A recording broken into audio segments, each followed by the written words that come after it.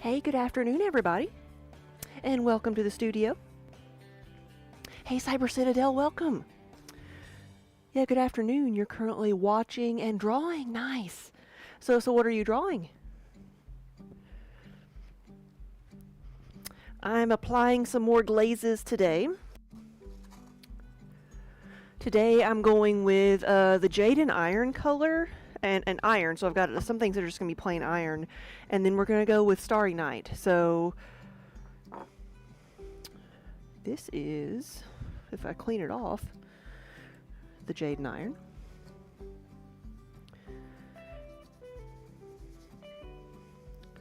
And it's a little bit runnier version of it, but that's the jade and iron. So a green and brown.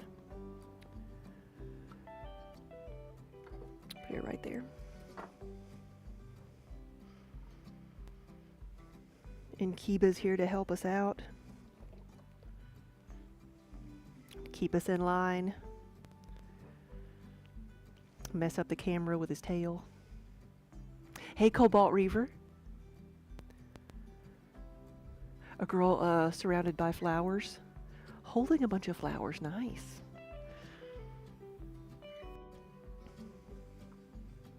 Is that wishful thinking going into spring? As it's gotten chilly again. Yesterday it was 60 degrees, so now of course it's not. Oh, buddy. What was that? I'm sorry. What? Did I get a bad spot?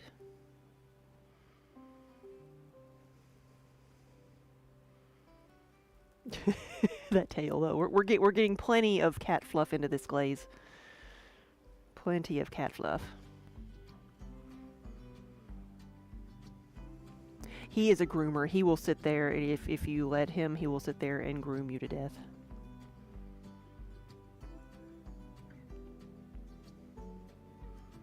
He's just a big old lap cat anyway.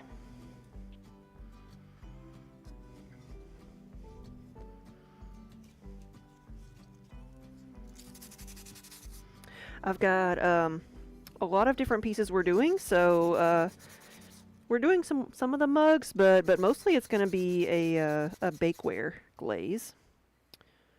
The kiln load I did yesterday, which was full of all of the Treebeard color, it is cooling down. It is still at around 600, so it's nowhere near ready to open up yet. One of the things I've got here are the little Kentucky-shaped soap dishes. Awesome! Hey! Good afternoon!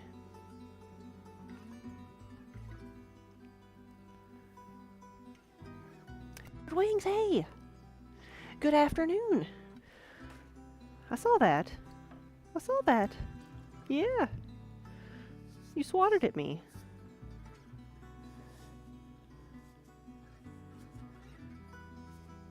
Zulu, thank you! Yeah, I almost forgot about it.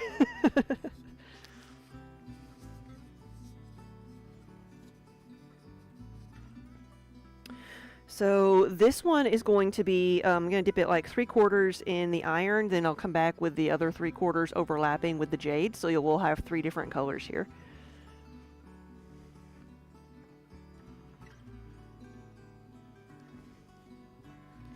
And a couple of these I will need to do just in solid iron, so I'll probably need to do those before I forget about them.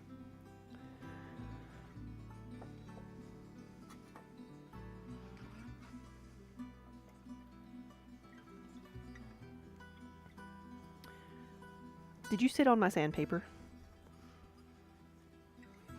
You did.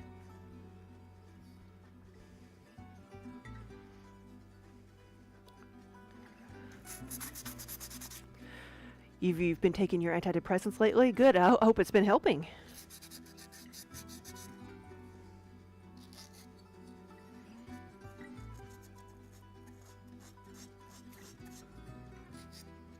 I don't think these got cleaned up very well.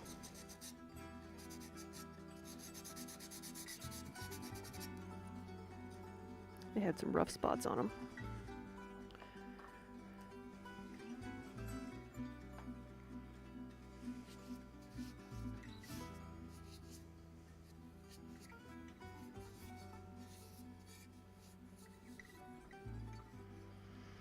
So, where's my glaze tongs to just do these? I need to get the pieces that need to be solid iron and do those first, because I've got a mug that needs to be solid iron.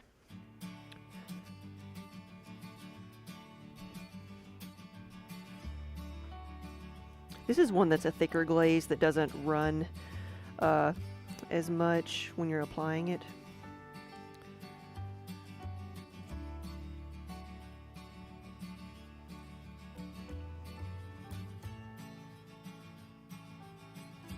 Cover up those little tong marks. It's the Kiba show today, yes!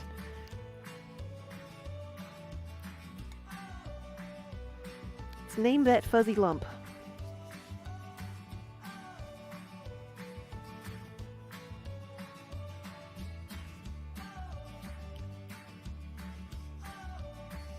Oh, they made your medication makes you tired? Well, that would be a reason that I would not want to take it.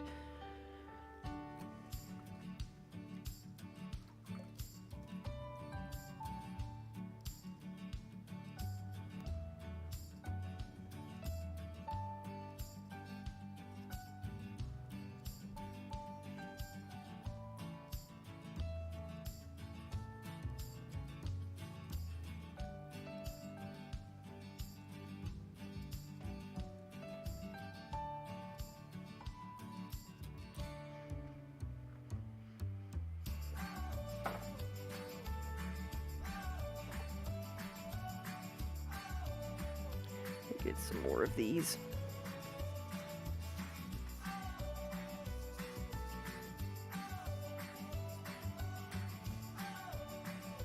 I actually got to make some more of these because I had made had like 30 of them here, and that I was just going to take to the show with me, but I've had people buy them. How dare they?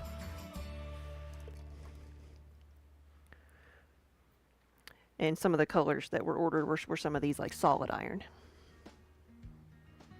And I've got to make some solid pink too. So that's not a color I would have chosen.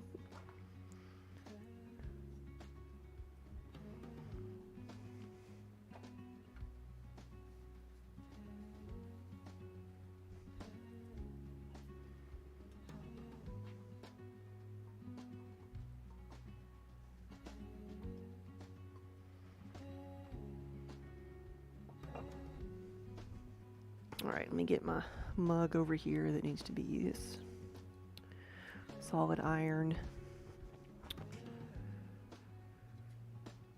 There's a couple of them.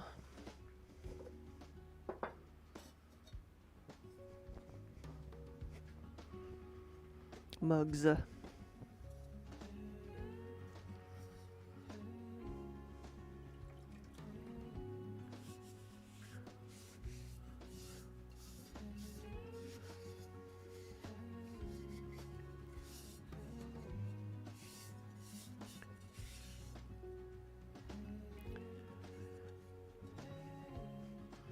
You were, Charred Wings, you were watching a video on YouTube about another mug, and you started rambling about us in the comments. Oh.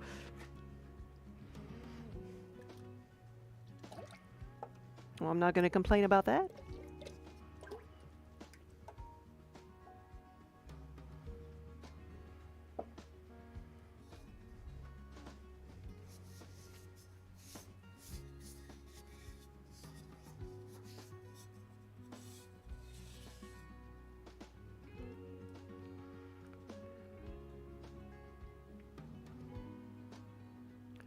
I think it's funny just if we can see Kiba's tail. We can see it just a little bit.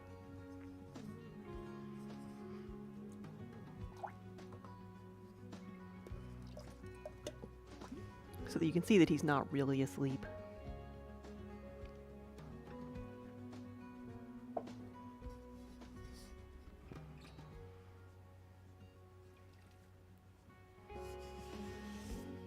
All right, Charred Wings, thanks for stopping by. We'll see you later.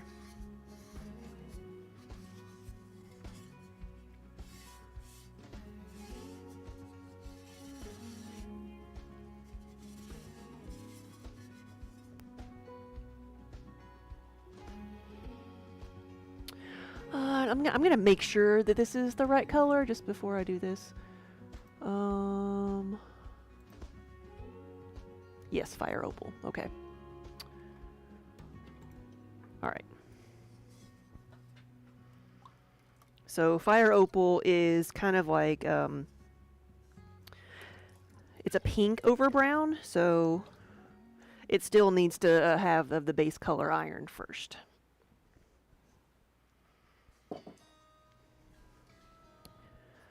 Let's put this over here.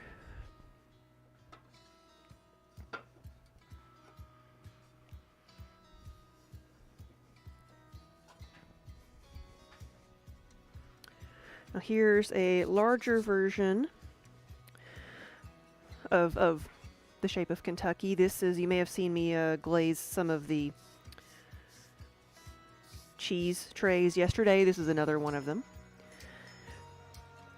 And I might end up making some bigger, but this is like a good, just like medium size for what it is.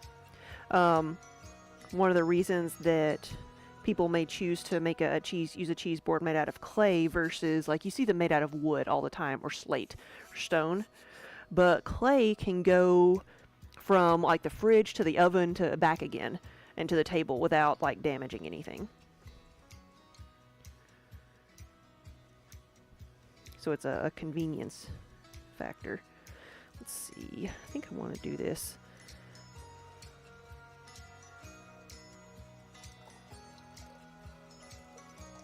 There we go. Do an overlap like that and go around the edge.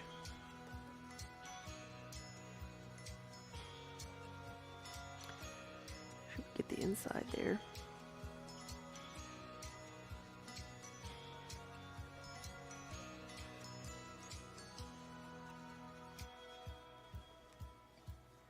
This is a very like a neutral combo, but it's still very pretty. This is one of the glazes that I still make myself. It's one of the very first glazes I ever made. Because I feel like when most people, when you start off in ceramics, like you get very enamored of all the earthy colors, and that's what a lot of people are drawn to at first. And then for the longest time, brighter colors were hard to do and not really readily available. So when you thought of handmade pottery, earthy colors is what kind of you were limited to. Let's see, I might have to use my pourer here, but I don't know that I'll need it on many more things. I won't fully clean it off yet. But some of these I can just dip, because most of these I think are going to be just the regular Carlsbad. Got a few custom orders, but a lot of these are going with us to the show.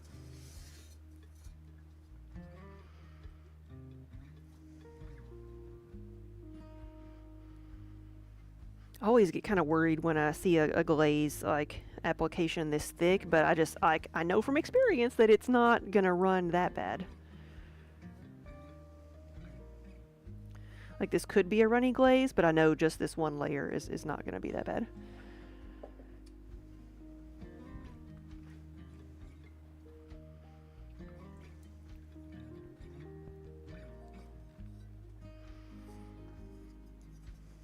Because each glaze is a little bit different.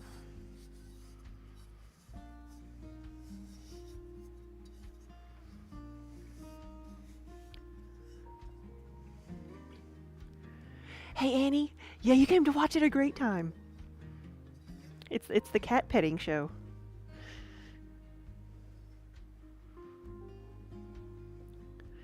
What did I do with my sandpaper? I don't think I put it back under the cat. Did I? No, there it is.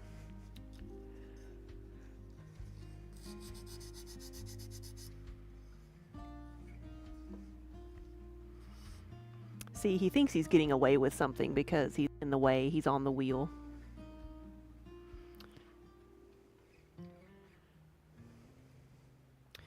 because there couldn't be a comfier spot in this entire building for him to sleep at. You know, it's not like he's got like however many pillows he has over here. He could rest his head on. No, he has to come sit on rest his chin on the edge of the pottery wheel splash pan. Oh, that purr, that purr.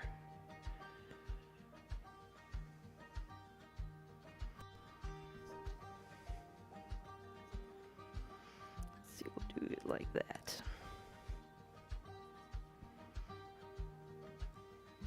He's got long toes, yeah. Well, he's a big boy. He's not as rotund as he used to be, but he's still a big cat.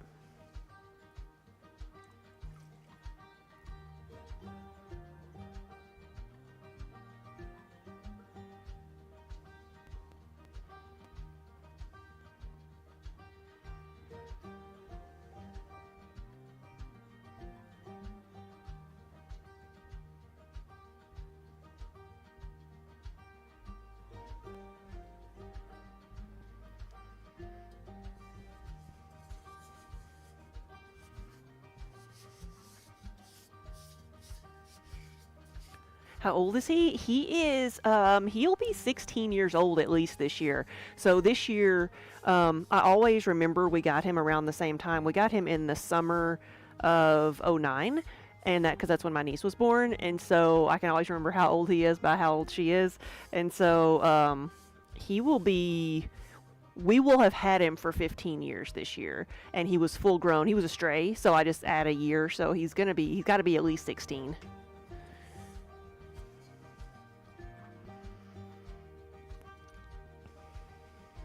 Yeah, we take care of him. He is spoiled rotten.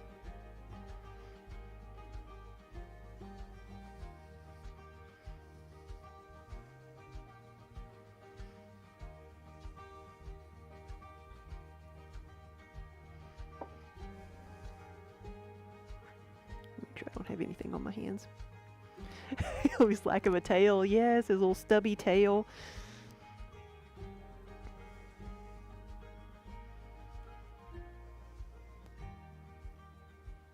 Get your belly.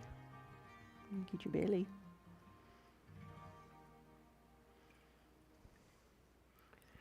Wonder if you can see his tail over here. There we go.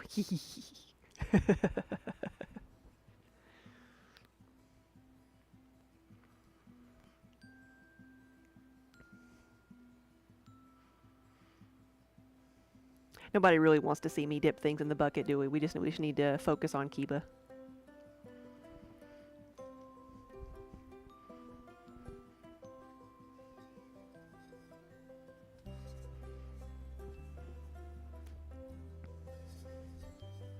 Glaze a pot, pet the cat. Glaze a pot, pet the cat.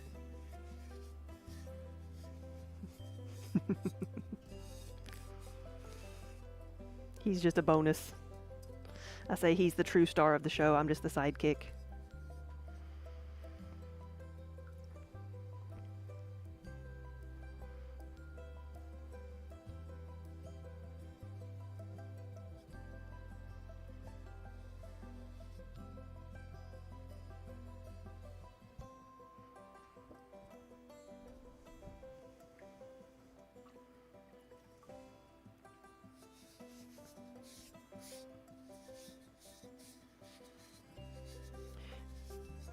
I am quite obviously a cat person.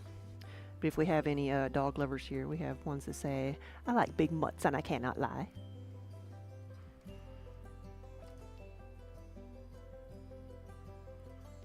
This one will be brown and green. Just make yourself comfy.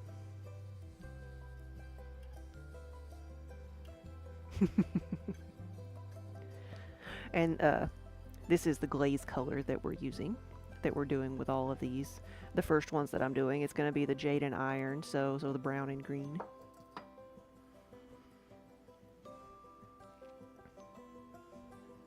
You can see all my paw prints from where I was carrying him around earlier. Or from where I gave him his human lift service.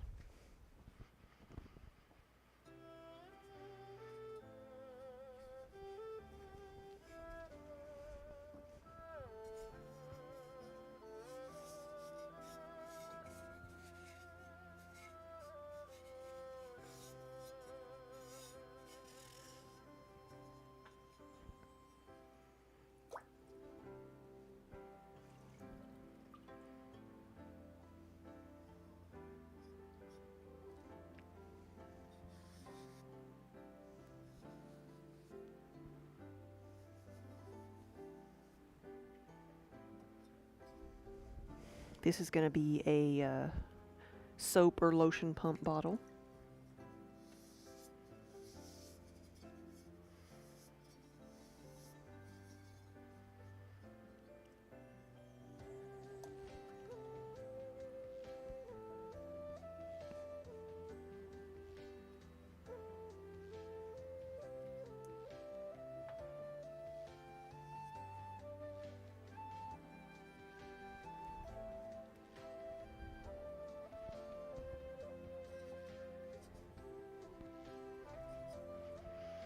I've got the same mug in the 20-ounce version. The other one was the 10-ounce size.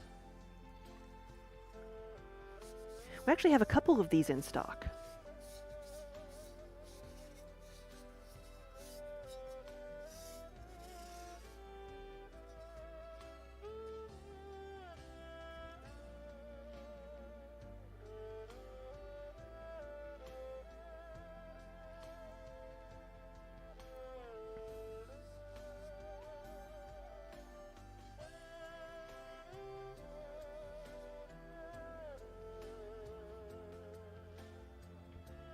You know, I'm kind of disappointed in my Instagram post from today because I really expected more people to just like start naming, listing their own plant puns in response to my my punny plant post with the new plant pots on them.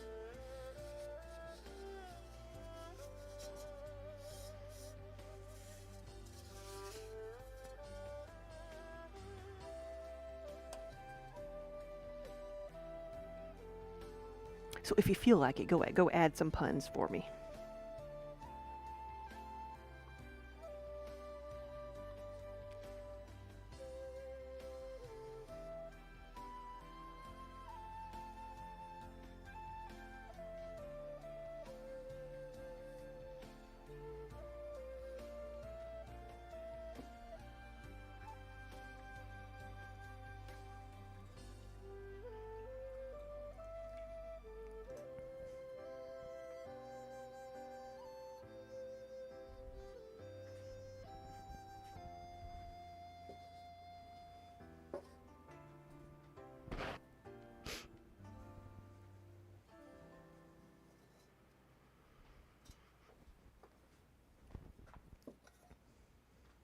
Since I keep having to push this up, let's roll this up instead.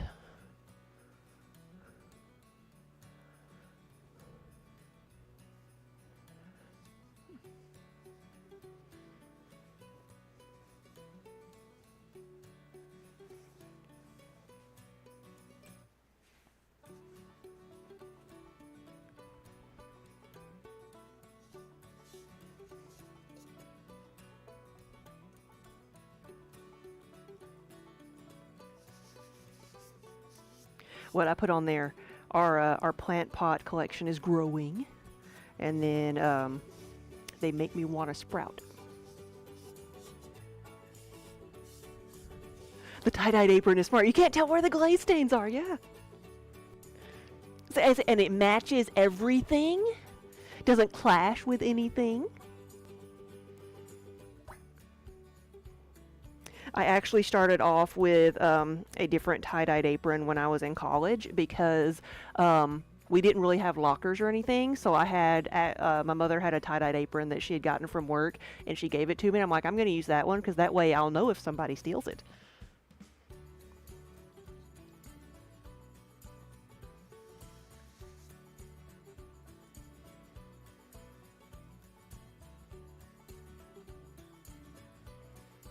And I kept that thing for years and years and years. And just a couple years ago, my mother got another one and gave me another one. That's why it says Riches on the front of it, if you can see, because she is a rep for Riches Food Service.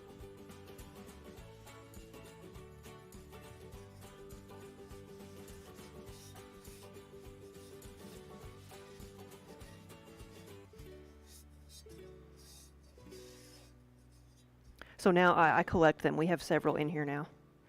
The hardest part is finding one that doesn't have green on it, because I know like part of the apron is going to always disappear on the green screen.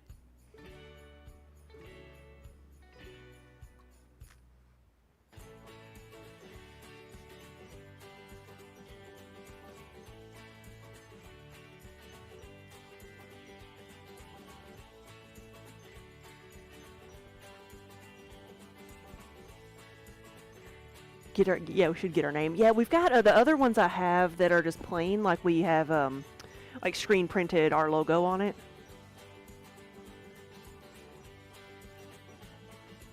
And I have a couple of those that I try to keep less in the studio less because they're my show aprons.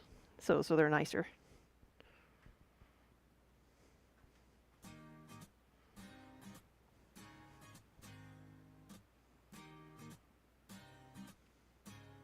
What's behind the curtain? Pay no attention to what's behind the curtain. Oh yeah, let's move some of this stuff over here.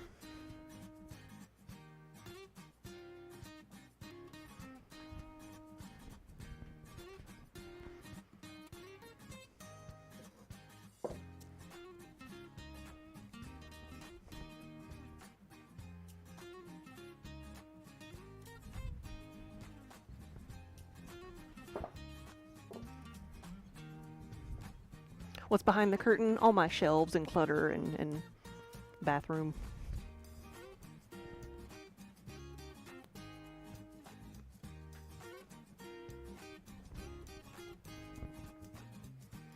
Pug mill.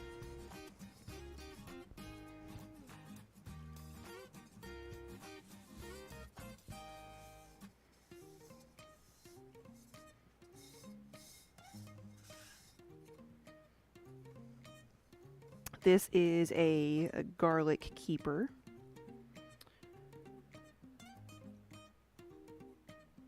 I think I can dip this in here. And I'm sitting here deciding, like, do I want to do it like the mugs where I dip everything but the rim, or do I want to do it like one side and then the other? So, which way?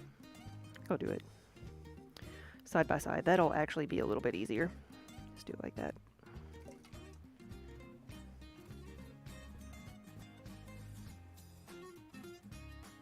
What is a garlic keeper? It is a pot to put your fresh garlic in because you're not supposed to put it in the refrigerator. But garlic needs to be able to breathe, so it's got holes in it that, and it'll have a lid just so you can keep it contained. So it's a lidded pot with holes in it, so the garlic can breathe. Because it's supposed to be in. Is it supposed to be in a dark area? I forget. I just know you're not supposed to put it in the refrigerator.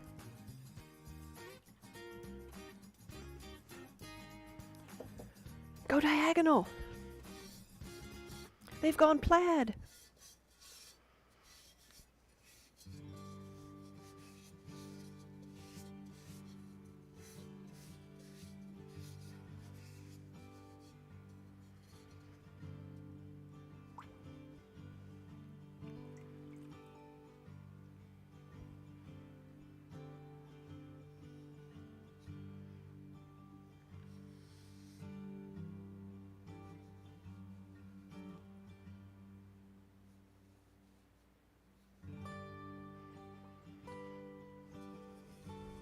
And we have a travel mug that says, "That's what I do. I drink and I know things."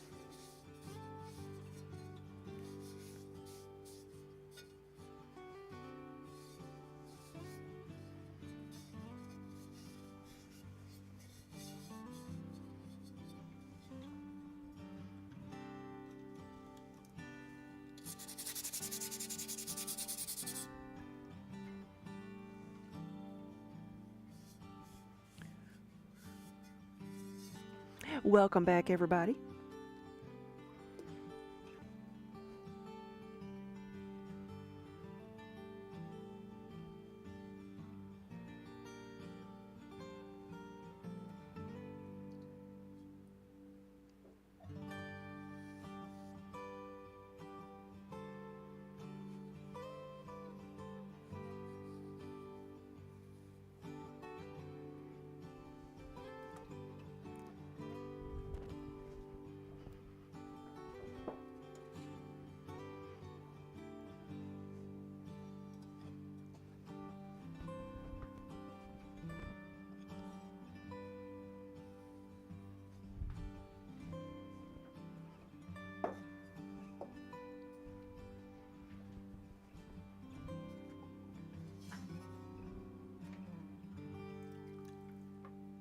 You like the shape of the travel mug? Yeah.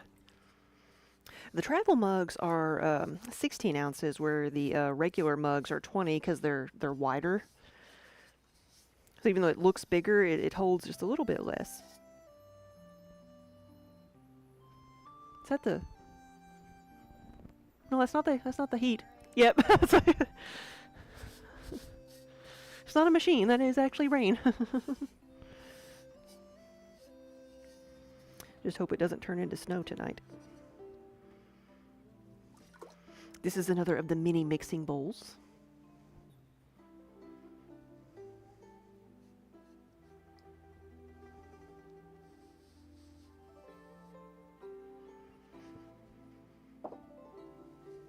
Oh, how am I going to glaze this? I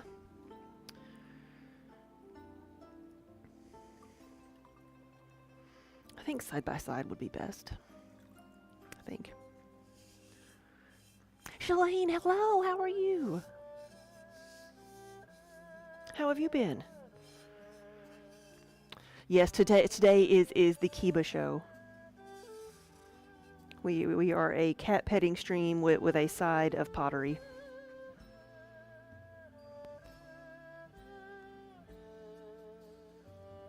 Oh, the purr. Oh, the purr. Little motor just started up.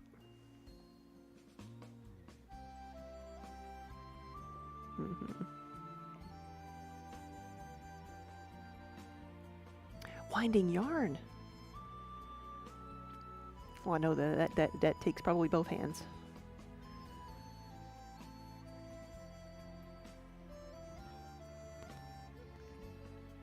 You don't have to swat at me. Thank you.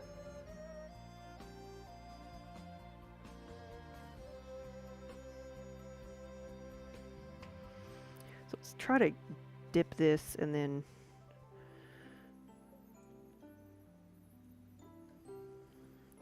pour it back out without splattering a lot. Or dropping it. That's also something I don't want to do.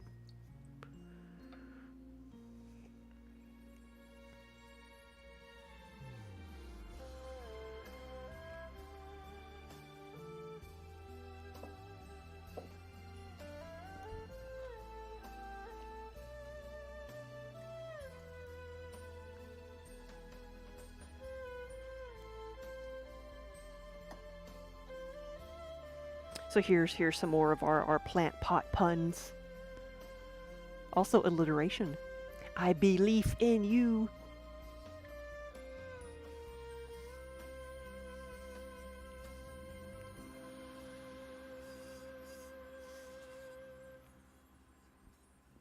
Yeah, this is one of the flower vases. This is the smallest version, so it's gonna be maybe like 2.5 to 3 inches wide when it's done. Like, let's see. What is it right now? It's maybe even 3. But it is the smallest version.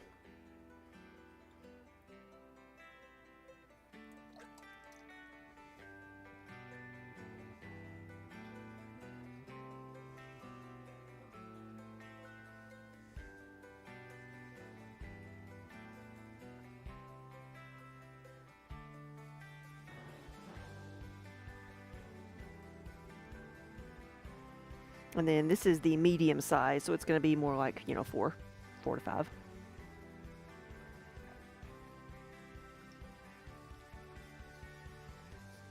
And this one says, "Not dead yet."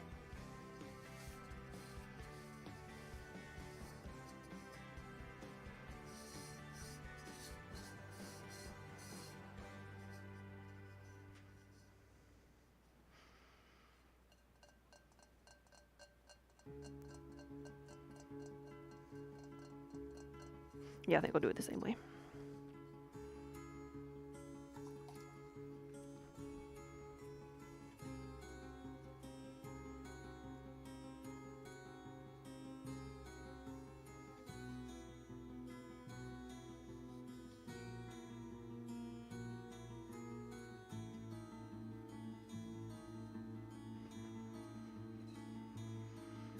And then this is going to be a plate that goes underneath that middle one. I've got smaller ones for the smallest size of plant pot.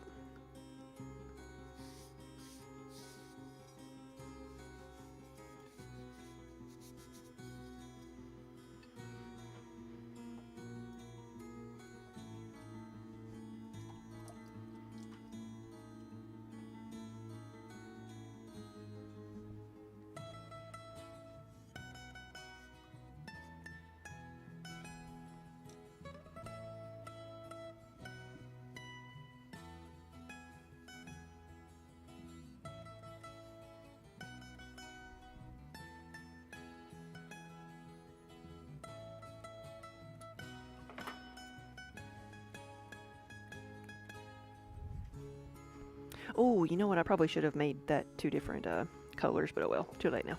It'll be fine. It'll be fine.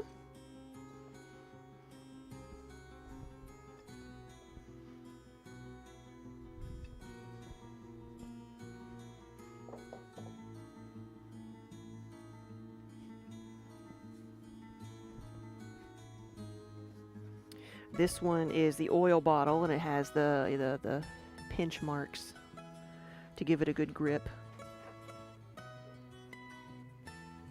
Are the bottoms and badges? Yes, they are waxed. The wax is a water-based wax emulsion, so it's something that you can easily paint on, and then it just burns off in the kiln.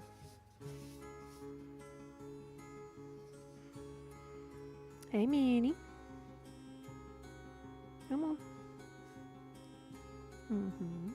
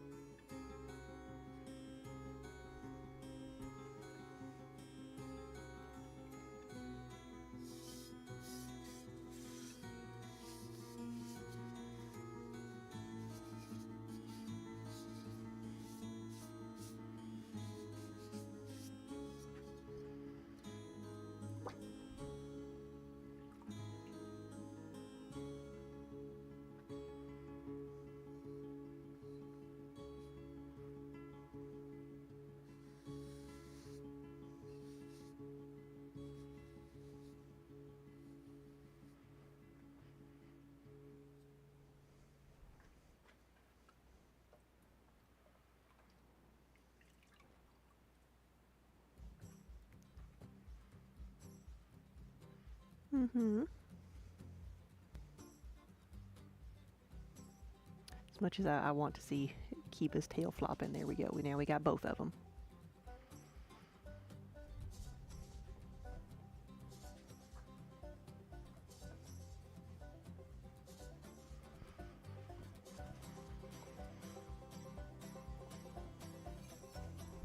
And this is one of the spoon rests.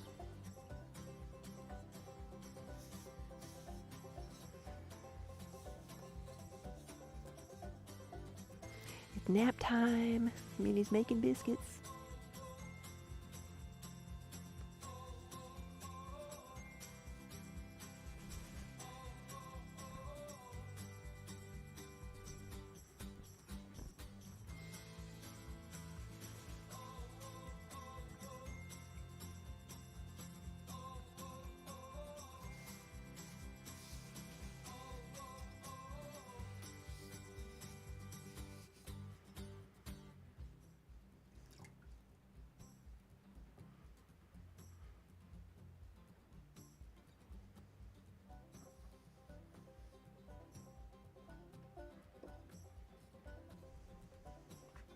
You know anybody who needs this mug? Says y'all ain't right.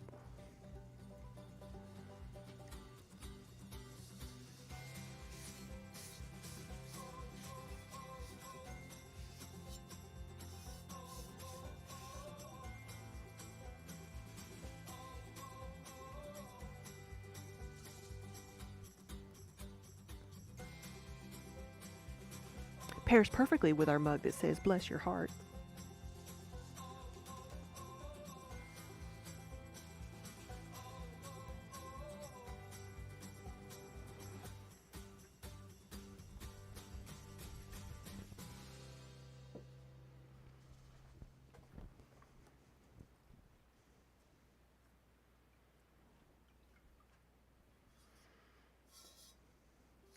Another travel mug.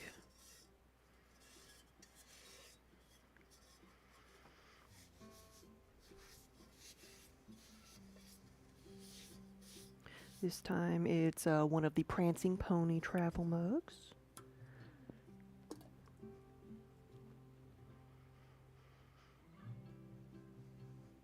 You need one that says, "That boy ain't right."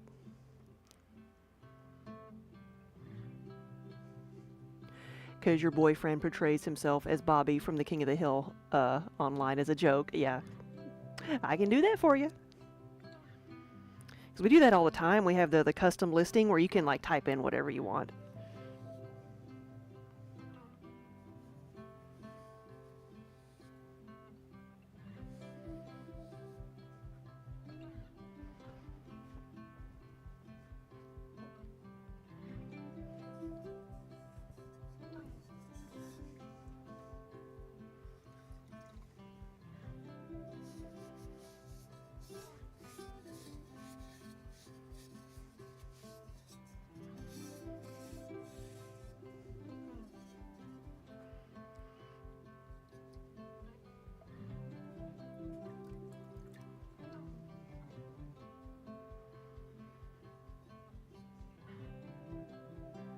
This little mug right here is going to Australia.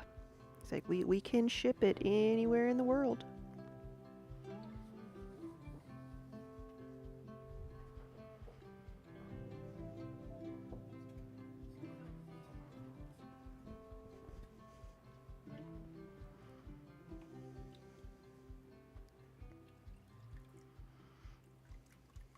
Fabry, hello, good afternoon, and thank you. Seems like we're a little bit darker over here. Maybe it's just it's the dark bucket. Oh, there we go. Just the wheel was brighter.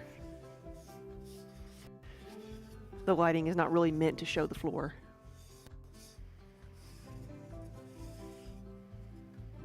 Helps the white cat glow in the dark, though.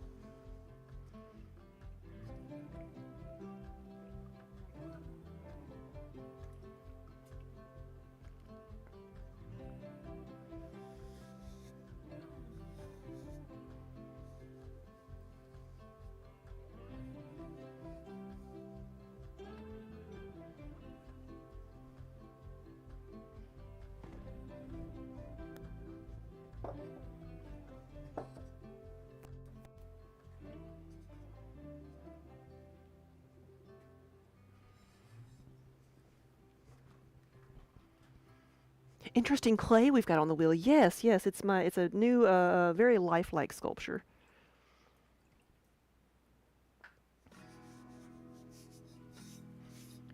He thinks he's getting away with something because he's not usually allowed to just sit there and get attention.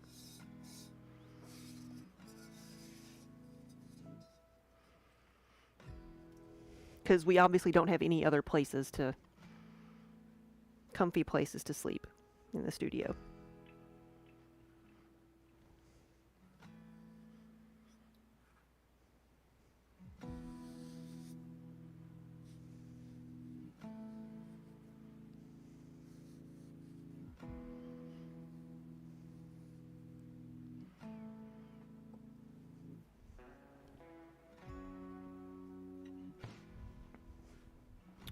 Now once this layer dries a little bit, I'll put a second layer on these that will overlap the first, so that we will have it. Looks like it'll have 3 different colors. This one got a little bit runny, but that's the 3 different colors. We've got the green, the brown, and then the mixture of the both.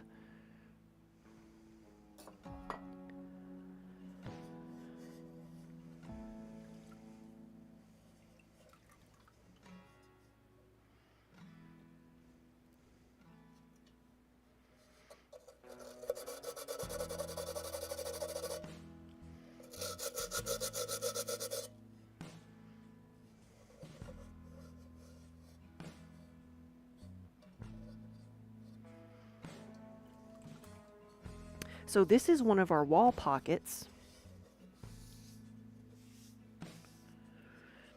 So it'll attached to the wall there. You can hang it on a wall and have your flowers come out the top. This is another version, which is more like a potion bottle.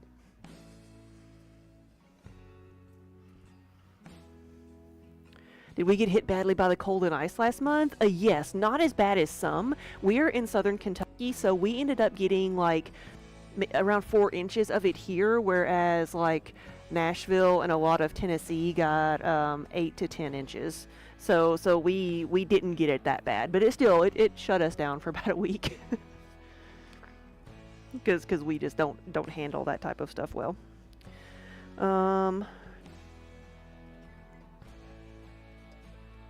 I'm gonna do it this way. I think I'm just gonna do the outside. Can I reseal the glaze and keep it for next time when I use it, or does it dry out? You mean in the bucket? In the buckets, I have the lids on them, and over a really long time, like if you they could dry out, but as just from week to week, they don't dry out that much, and you can always add more water to them. They're water-based, so they don't. If they dry out, you just add water and mix them back together. Make sure you mix it well. There we go.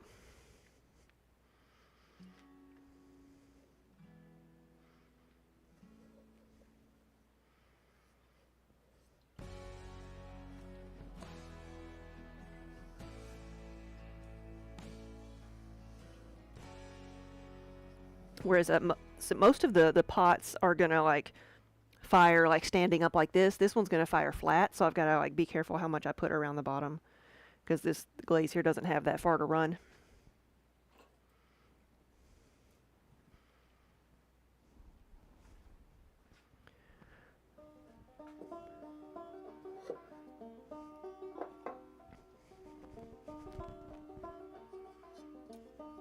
And we got soup bowls.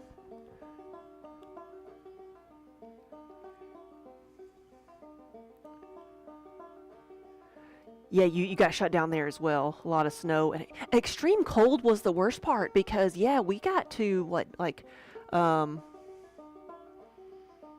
15 degrees? Yeah, we hovered around like 12 to 15 degrees there for a couple of days. Something else we don't do very well. But that actually like saved us in some ways, because we ended up getting really fluffy snow instead of getting like ice. So in that way, we were kind of lucky.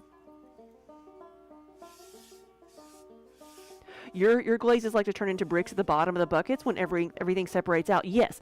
Now sometimes they will do that, but you still like break it up, scrape it, and mix it. And if you Epsom salts will really help that. Like, break it back up, because that's called hard panning. If you break it all back up, mix it again, and add like a few tablespoons of dissolved Epsom salts into your glaze, that will make a huge difference. What that will do, it helps keep all the glaze particles suspended in the water. Yeah, okay, deflocculant. I always I'm not going to use that word because I'm going to say the wrong one. Like a flocculant versus a deflocculant, I always get them confused. But that's what some of the glazes do that a lot, and so that's what I have to do.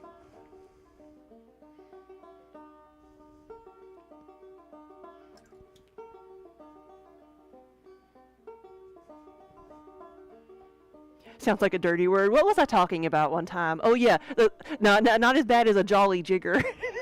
Talking about that all the time.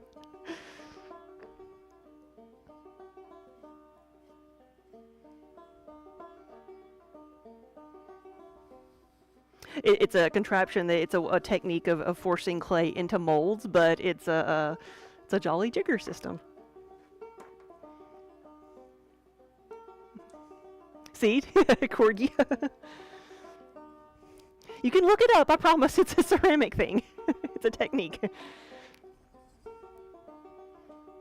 It's where you will have like a plaster mold of a bowl, and then you'll lay like wet clay into that, and it's like an arm that comes down and forces the clay with a usually a profile of what you want the inside of the piece to look like, and then you force the clay into that shape.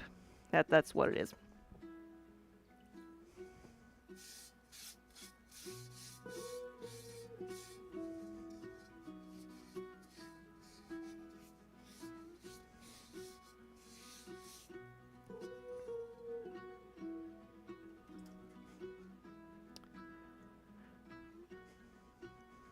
Yeah, it is a funny name, yeah. I don't know the history of the name, I really don't. You follow several slip casting potters that have a bunch of like mystery molds, yeah.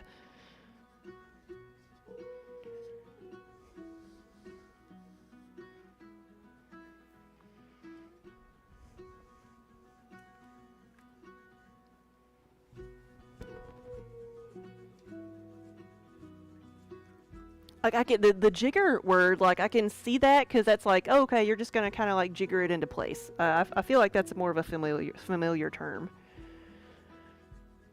I don't know what makes it jolly though.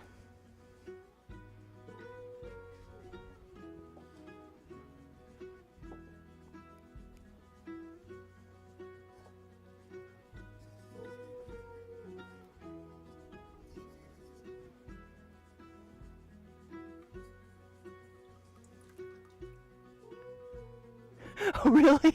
I did not know what the B in B mix stood for. I thought it was like ABC.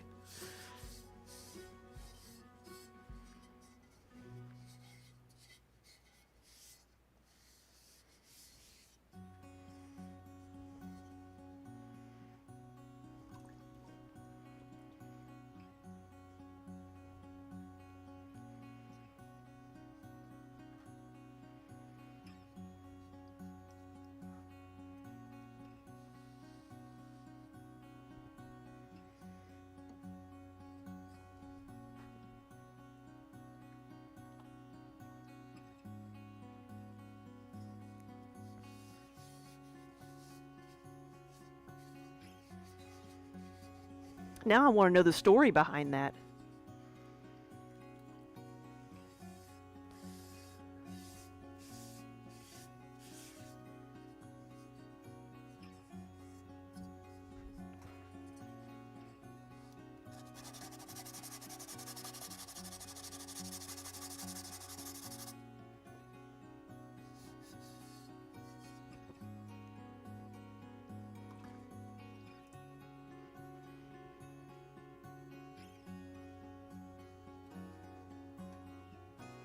Ooh, big yawn.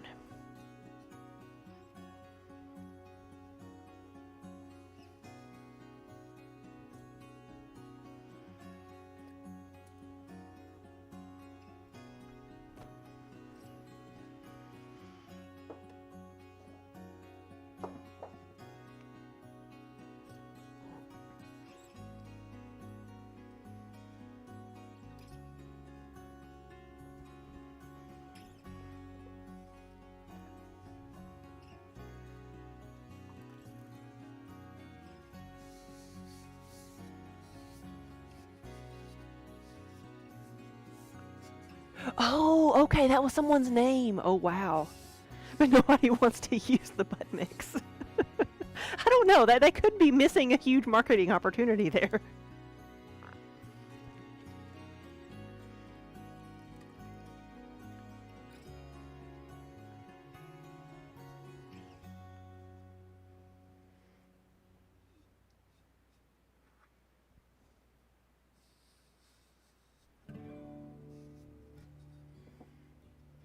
I mean, everybody's a 13-year-old at heart. Wait, butt jokes? Oh, that's 10-year-old at heart. There we go.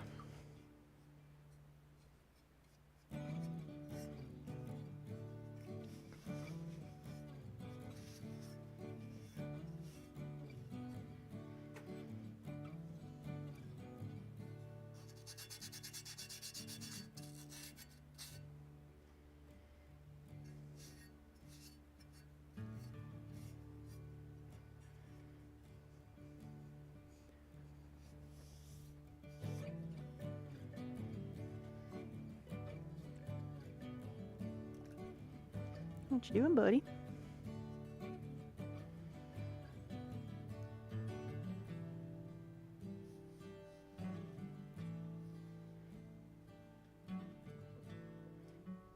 You actually gonna look at the camera?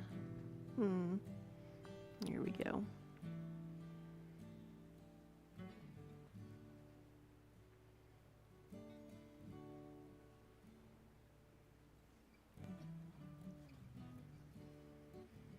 You ready to get down? Hmm. I'm blocking his route, so if he wants to get down, I have to help him. There you go.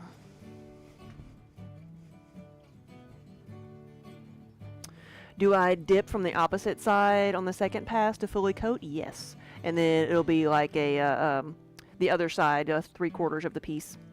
Where is a better example of these? Aha, here's one.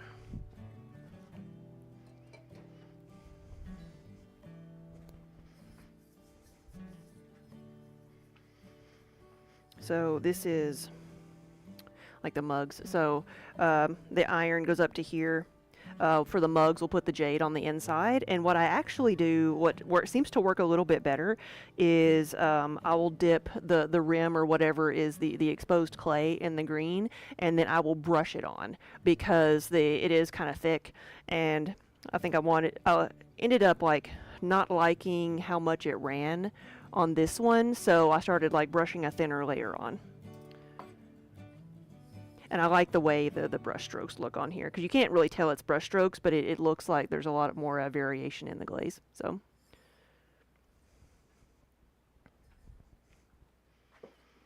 put that one there.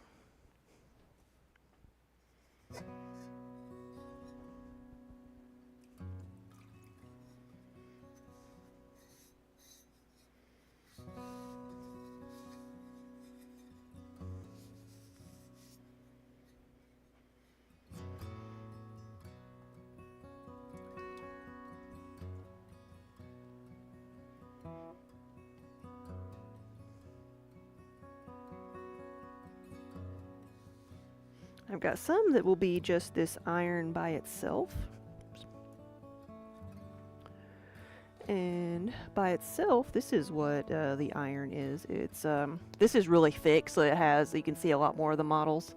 So you've got like the brown and green and black and red all in there mixed together.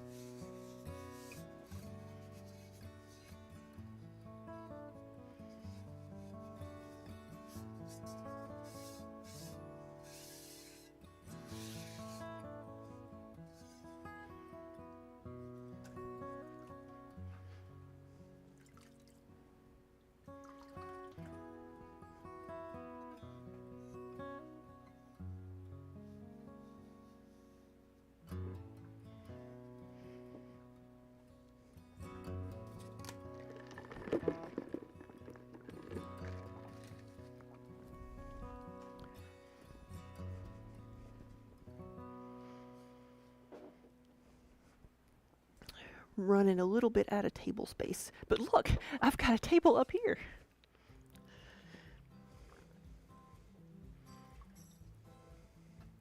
Suddenly I have so much more room without Kiba.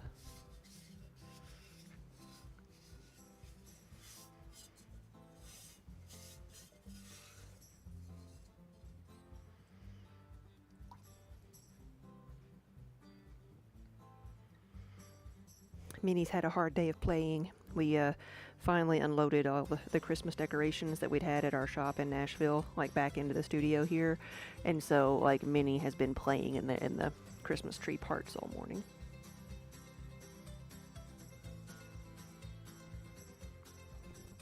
Like the wildcat that she is.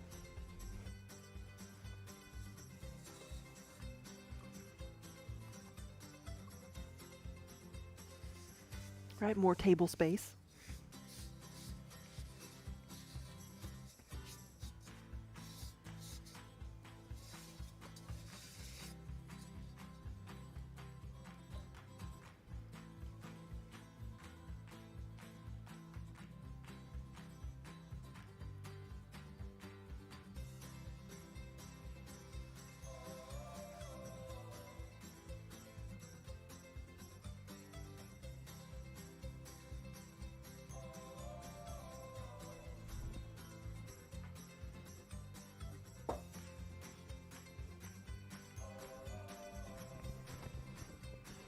This is one of the butter keepers.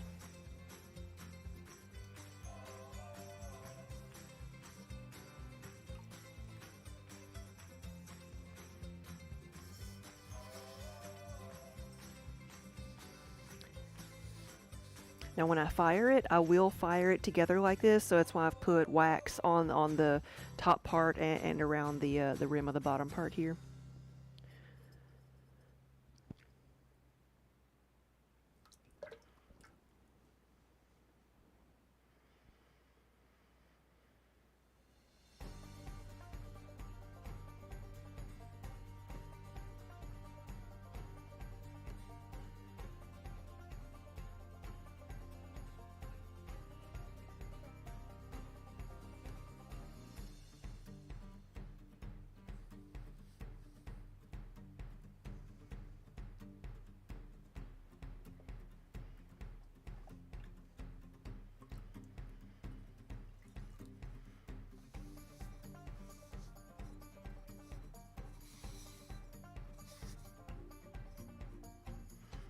So, let's see.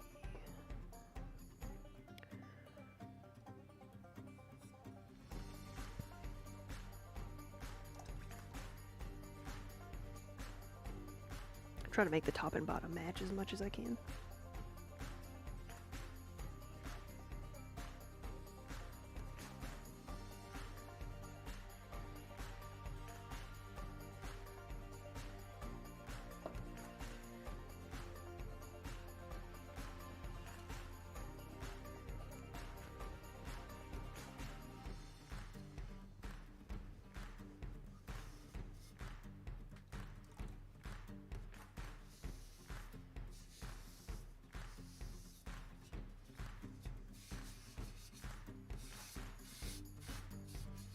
Now this one I've got to be careful with, because I'm gonna dip this like and try to fill up the inside here, but I don't want to leave it in there too long, because if the glaze is too thick, it might, when it starts to melt. Yeah, that's right. It will. I don't want it to to fill in all the holes. So.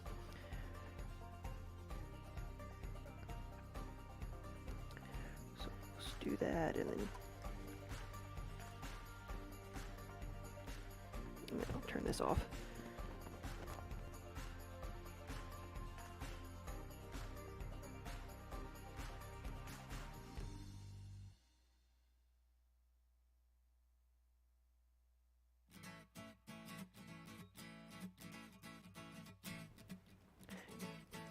I didn't want that to make a horrible sound in everybody's ear.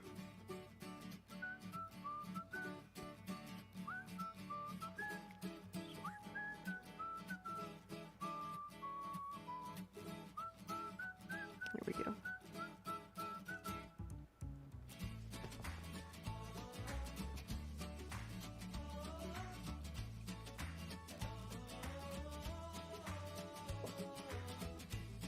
And then I've got, this is going to be the plate that goes underneath it.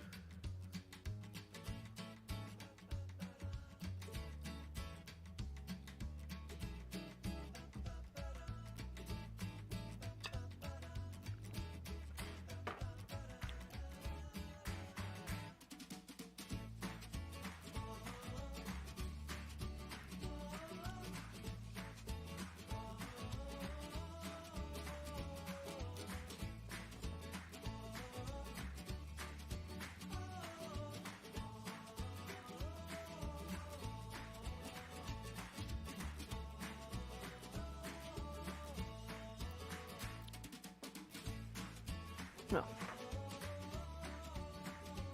That didn't go quite as planned.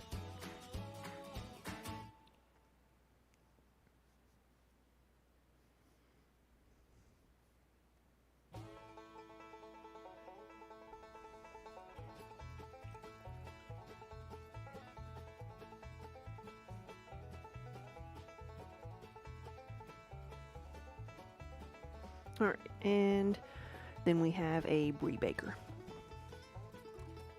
And I'll make sure I haven't missed anything over here. I've already got pie plates in these colors.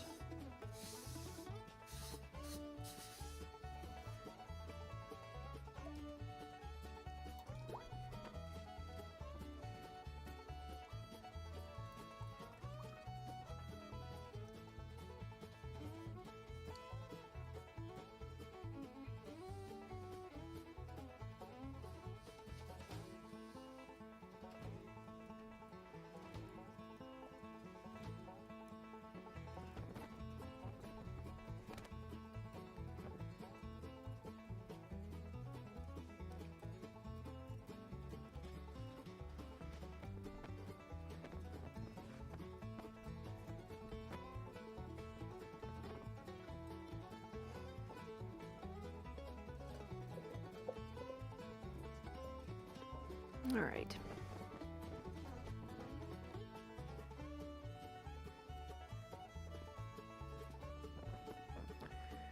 Let's do the other side of the ones that are going to be solid iron.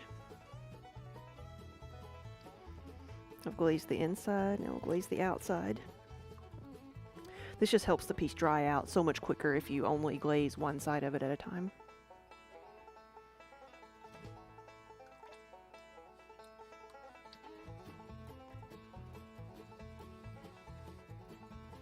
Because you're not saturating the entire piece with water.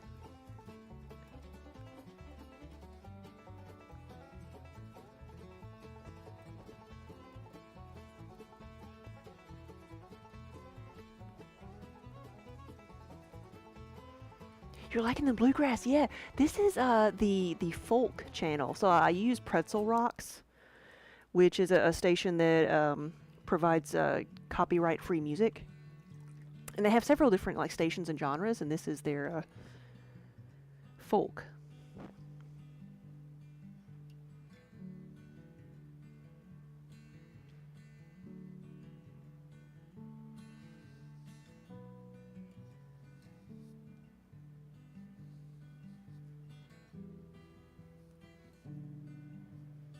Is it, or is it the no, I think it is folk, because I'd also sometimes do the they have a D&D station, which is kind of like, sometimes it's epic songs, but like sometimes it's just like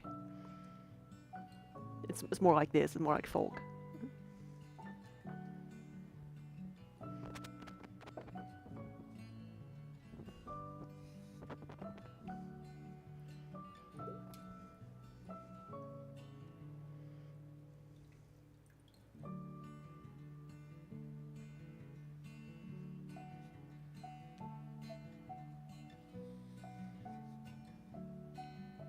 This may be a mug of someone who's watching.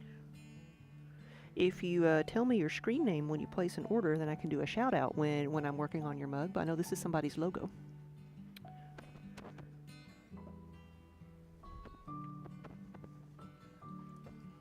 Okay.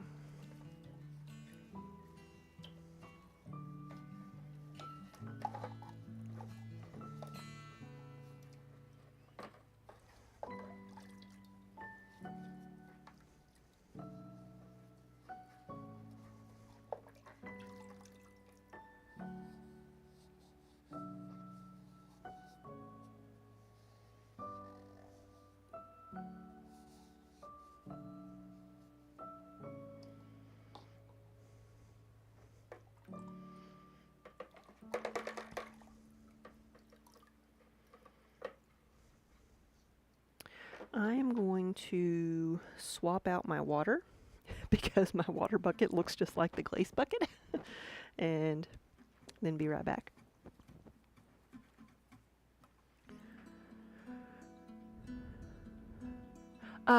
So Old Manchu Warrior, I actually, I don't know that name, but that sounds interesting. They do historically styled reproductions. That sounds very interesting. Blue Seals, do we participate in Gen Con? Yes. I actually, so today, so I'm a vendor at Gen Con, and today was my day to sign into the housing portal, because vendors have their own block, and so and we get to choose before it's opened up to everybody else, and so I was able to get my hotel today. The like the redware and the yellowware, yeah. Wonder what historical period they go for.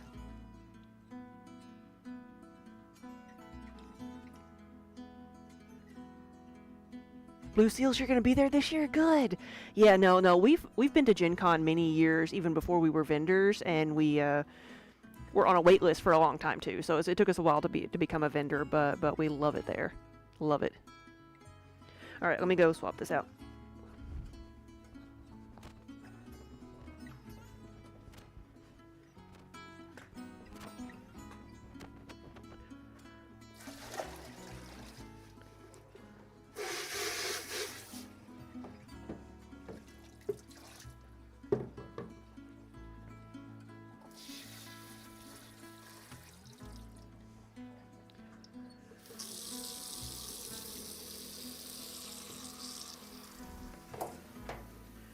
Got to run my pump when I run the sink. I don't know if you can hear that or not. If you're wondering what that noise is, it's the pump.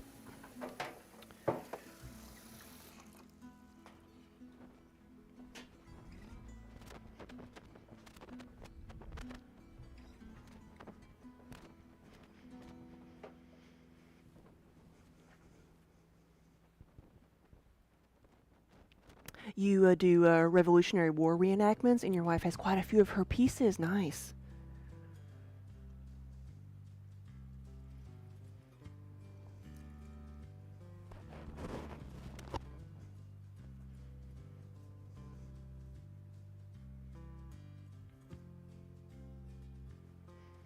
Let's see. There's my lid. Yeah, I don't know when they give us like a booth assignment. I think once they get through all the hotel stuff, they'll assign booths and get everybody's like. Oh, and they probably have to get through with all the advertising stuff first.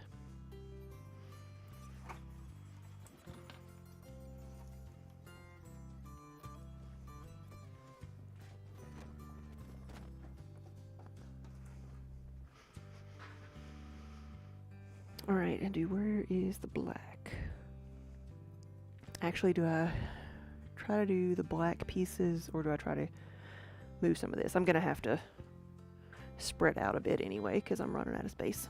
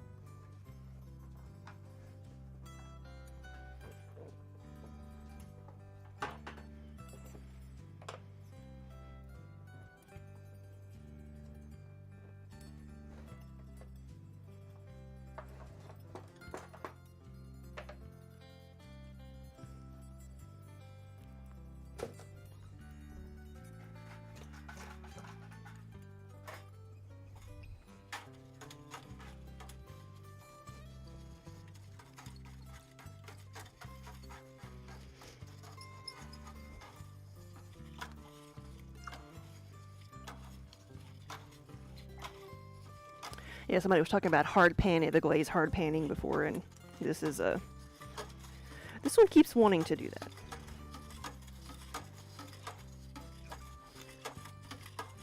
But I have been surprised at how, like, really well this whisk stirs things up.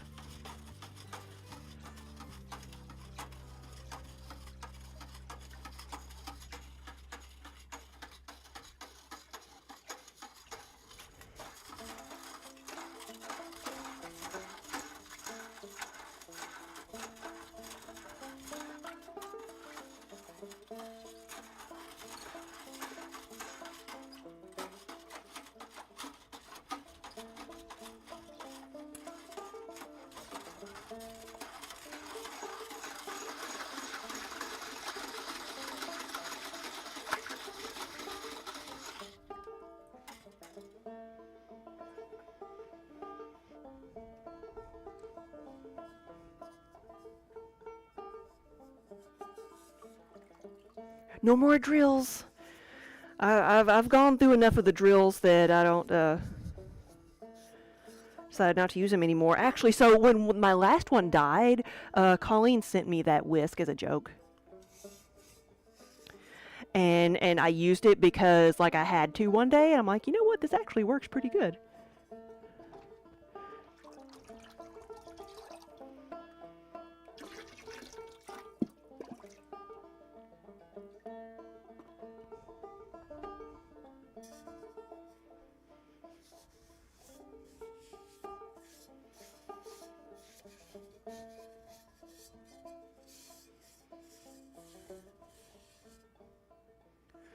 Double bubble toil and trouble, yes. That's what it feels like.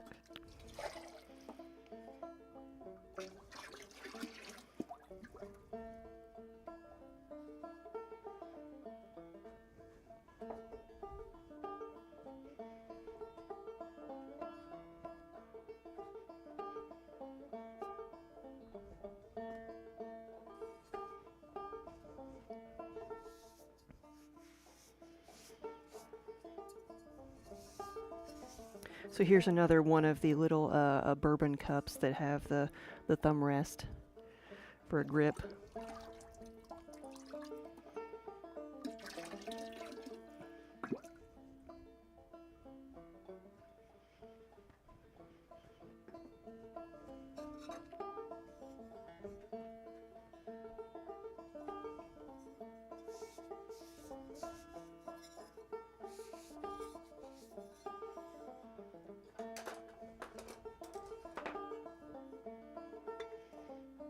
Spoon rests.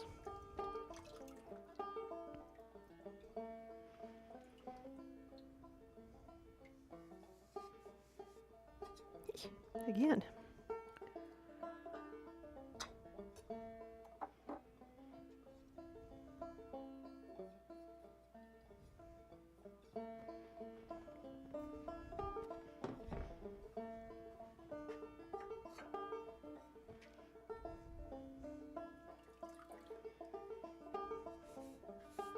Bourbon cups, yes. Well, a lot of the things that I'm glazing right now, I don't make all the time. We're getting ready to do a show, which is a wholesale show and a retail show combined. So I'm making a little bit of everything for samples and just to have, because it's not, it's a show, like a lot of the shows we go to are themed events, either like it's a yarn convention or it's a gaming convention, but this is just a regular art show. So we're making a lot of our bakeware and our cooking items.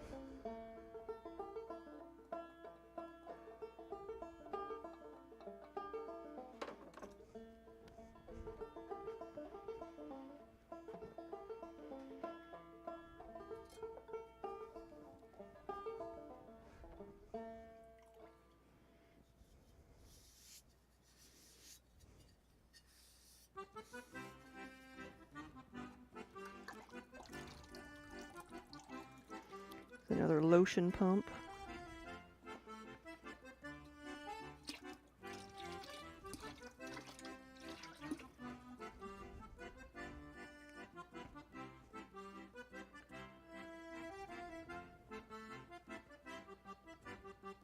Oh yeah, Shalane, like if the farmers market stuff we've done was year round. Yeah, and so and a lot of the stuff we have too that I'm making now, we have pieces like this already in stock. We have stuff in stock on the website, but it's also at our shop down in Nashville now.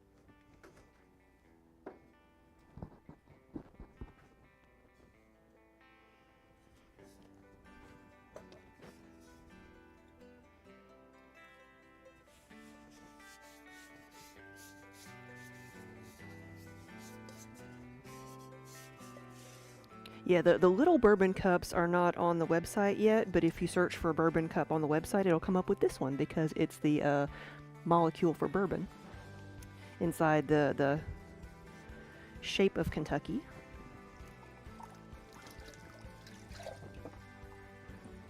That's one thing Kentucky is known for.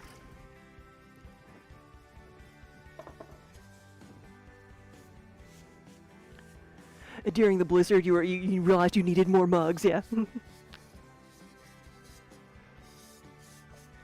Well, I can help you with that.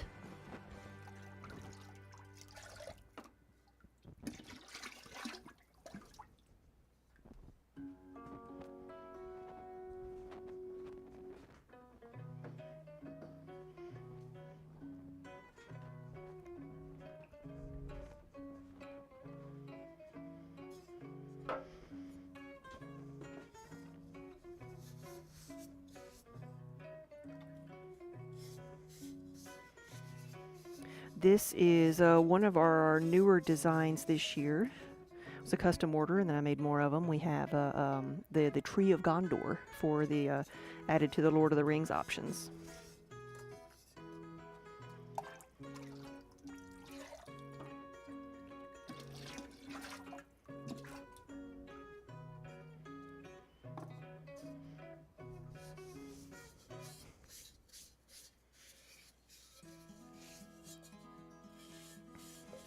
Underground, greetings from the blizzard. Is it already snowing up there?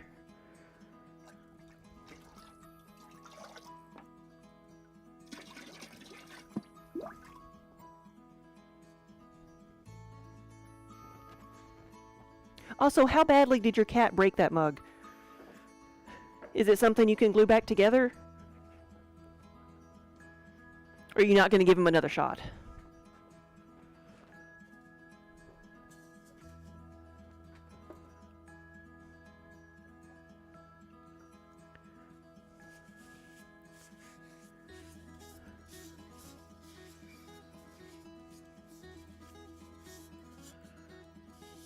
Annie, so you're now a mug collector, it seems. Yeah, you have different mugs that you like to use for drinks, like juice versus coffee versus water, yeah.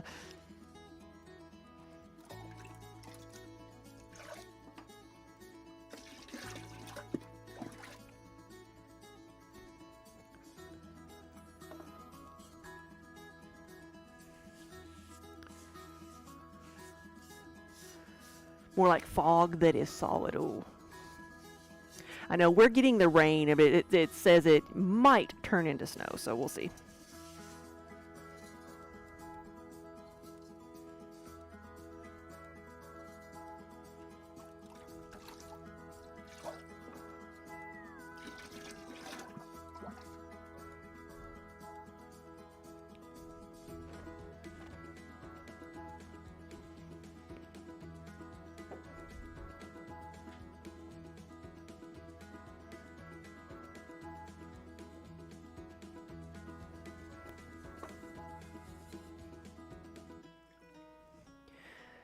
It's 4 pieces with a teeny shards along with it.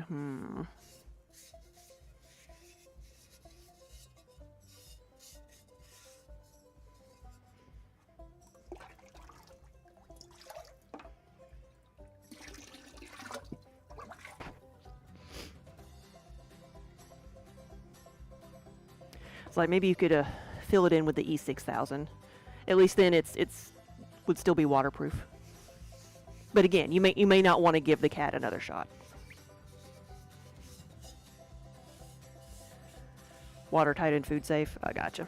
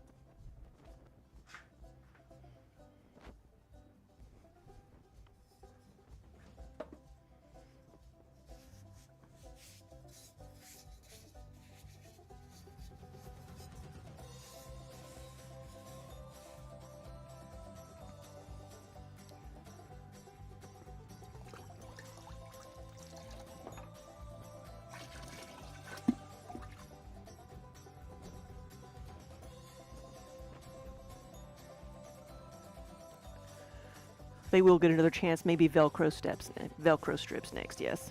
Now it's a challenge.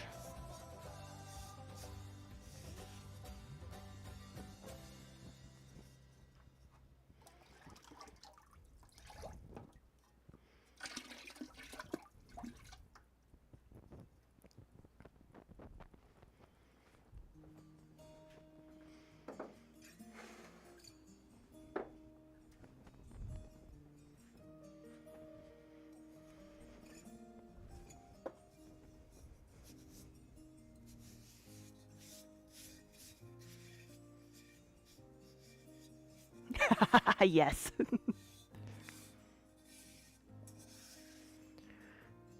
It's on the website. It's just $10 extra to do a custom stamp.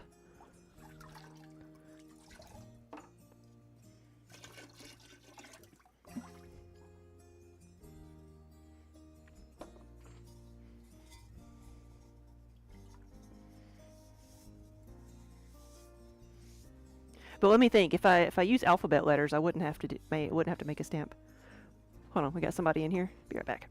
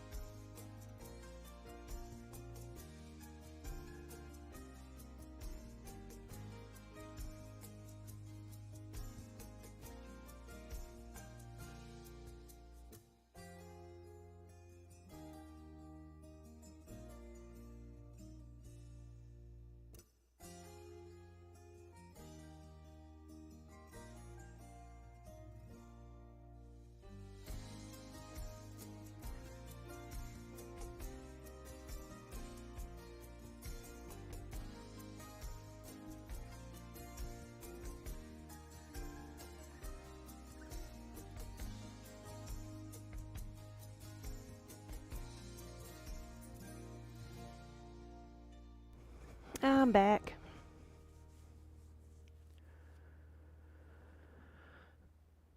So underground, you liked the glaze. The glaze you got was fire opal. So the one I'm doing right now is this one. It is the well, earlier that's what like these are going to be. I put the iron on there. It's going to be the Carlsbad, the jade over iron. The others I'm doing are going to be Starry Night.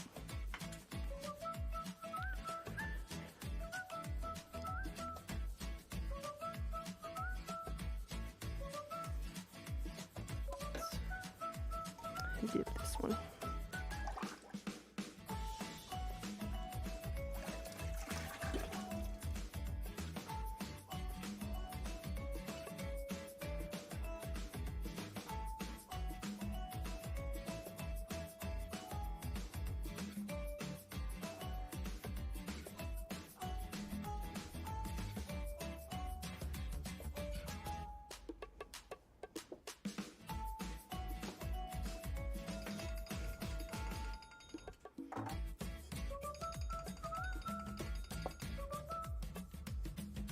Queen, hello. Good afternoon.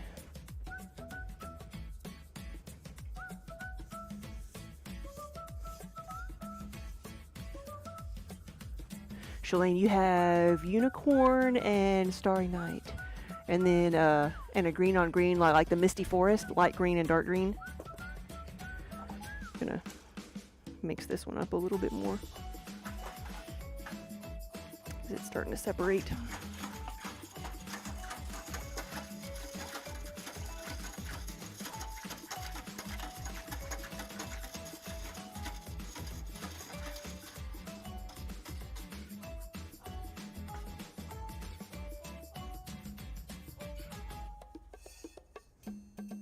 Which one did I clean?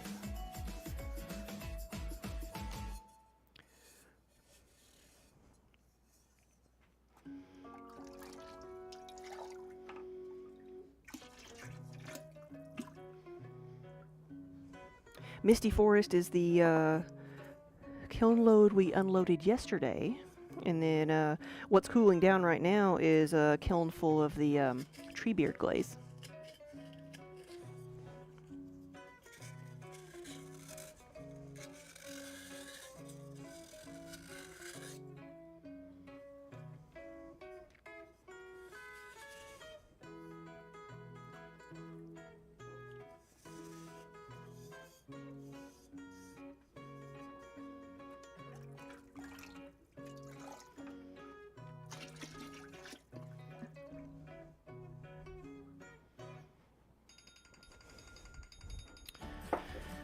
Alright, let's see what it is this time.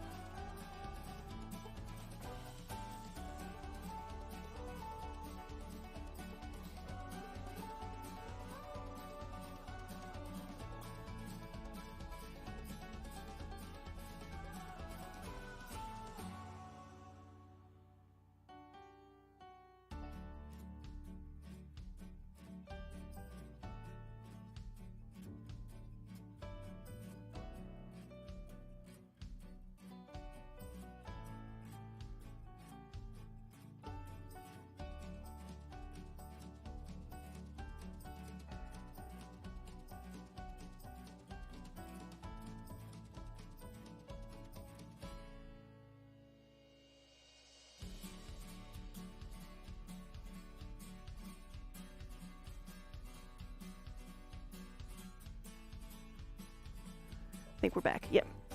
It's working.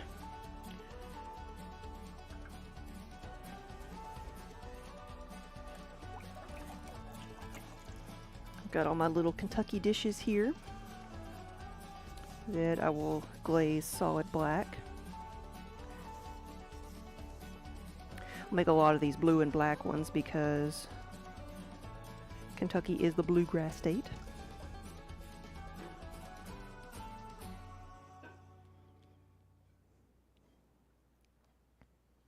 That does sound good, brie with walnuts and apples. It's also good with brown sugar and pecans, though there's very few things that aren't good if you add brown sugar and pecans.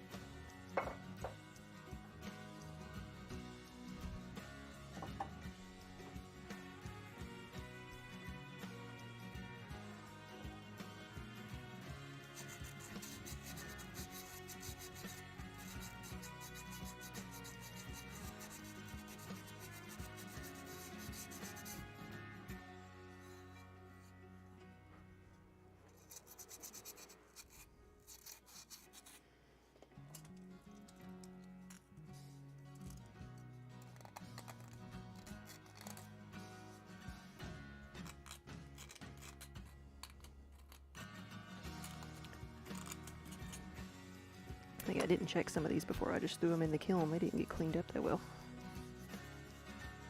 Had some sharp spots on them.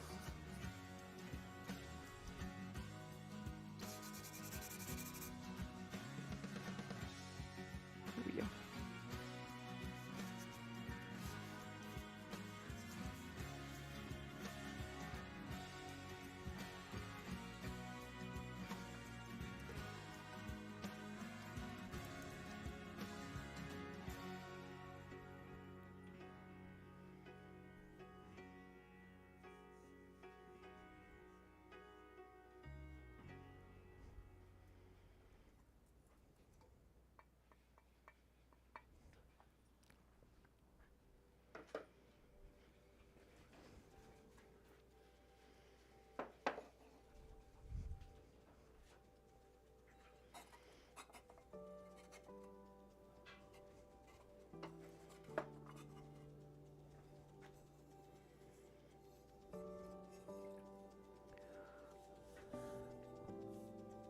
One yarn hand wound, one to go.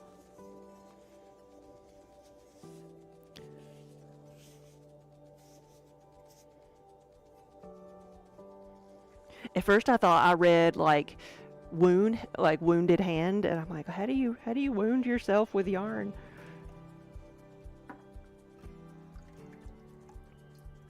I'm sure it can be done.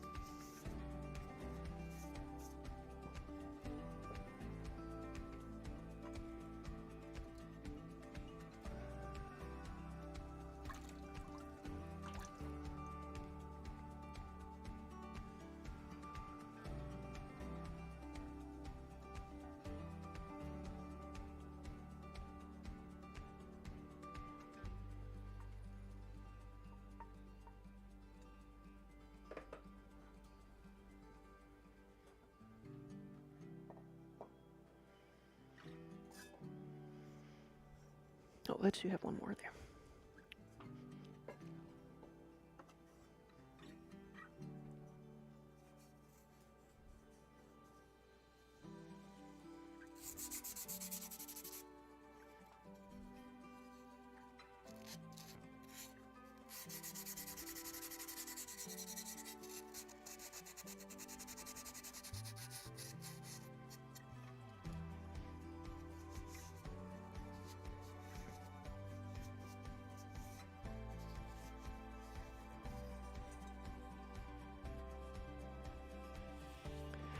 Do we have any Taylor Swift lyrics on mugs or spin-offs? No, I don't. So if you have something you'd like to put on a mug, just tell me.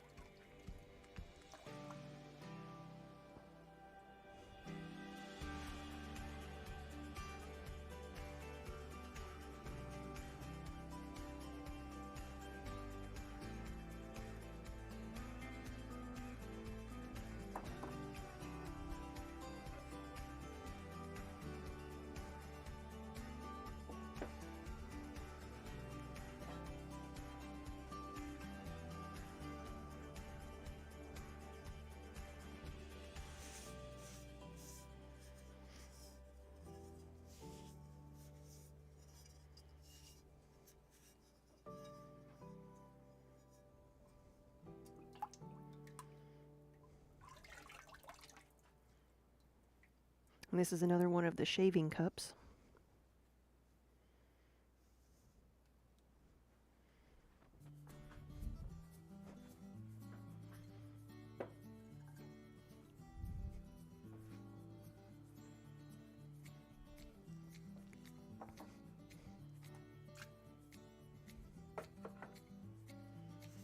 And this is the base plate for one of the berry bowls.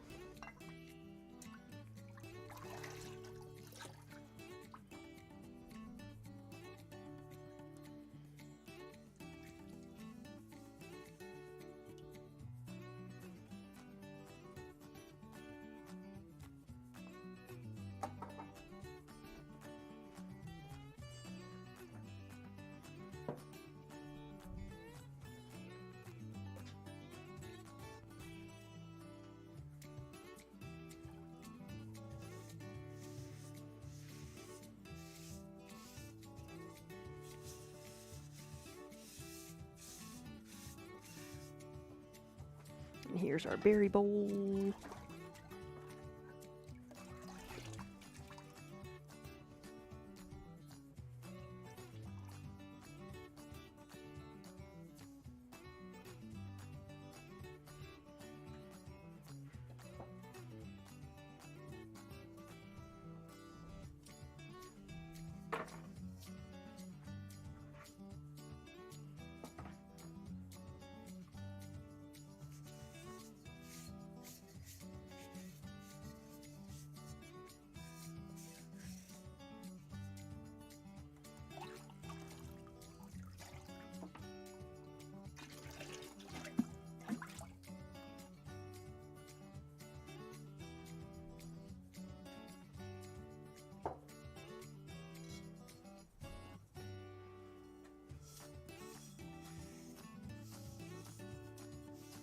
This is another style of the little bourbon cups where I made them swirly.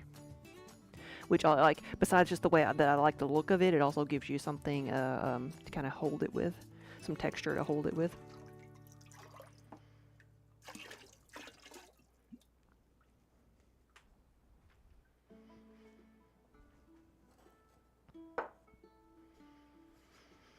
And then I got a pitcher. This is a 1-quart pitcher. We've also got a 2-quart pitcher here.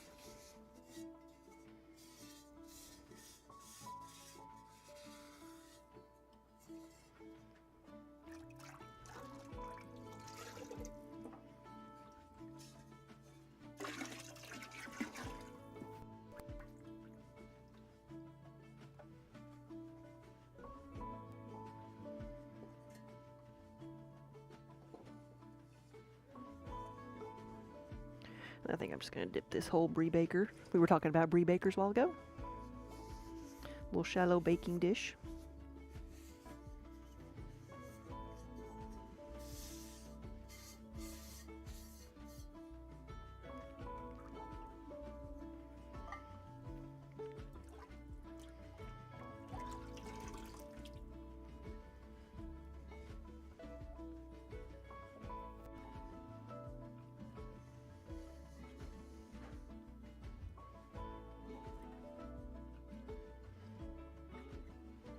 There you go, just getting it out of your way.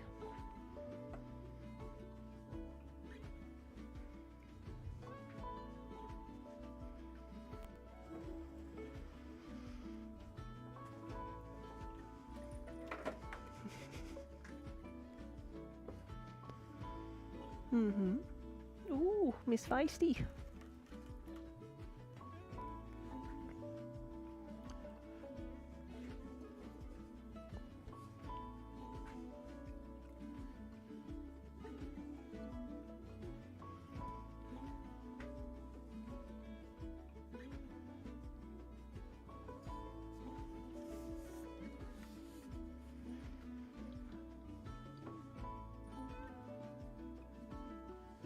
Oh, that's all you're gonna do?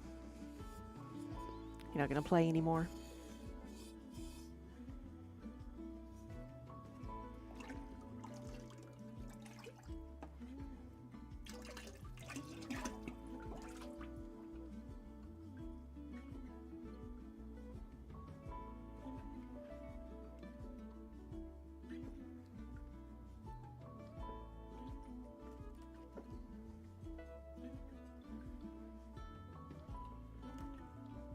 Ooh.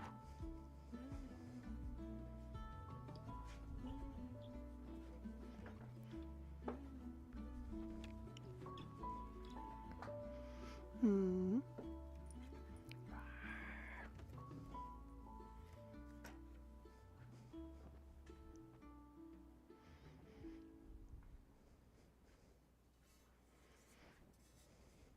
We have another travel mug, this time with a D20 on it.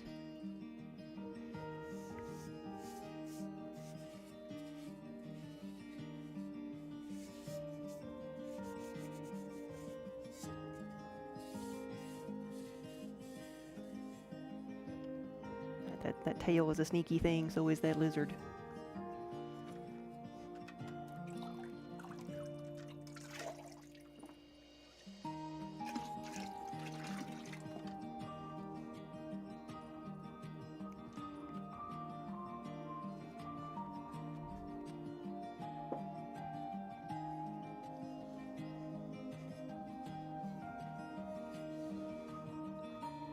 The travel mugs do come with the lid, yes.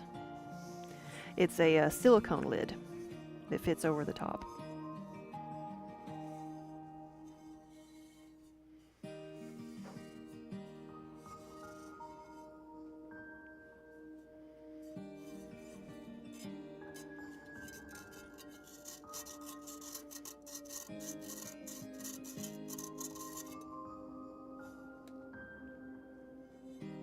Hi. Mm-hmm.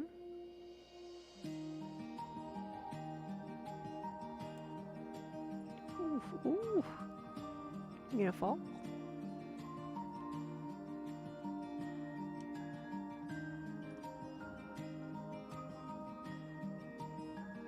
Yeah, it got me a purr. You did scratch me pretty good while ago.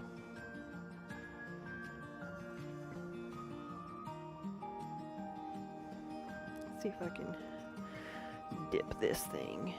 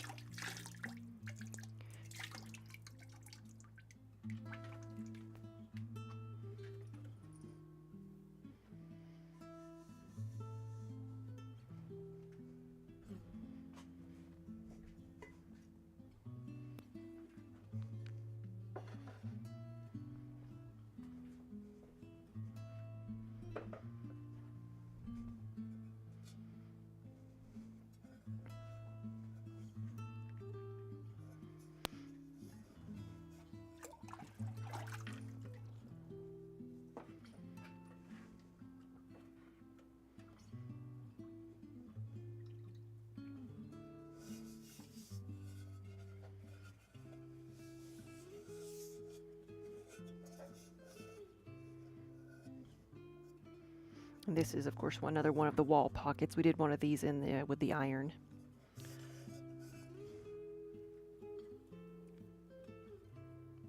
Did you just lick that? I think you did.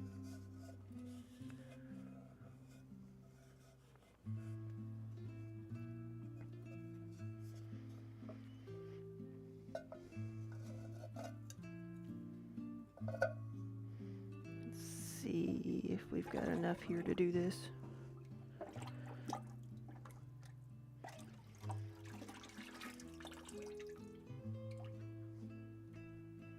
Here we go.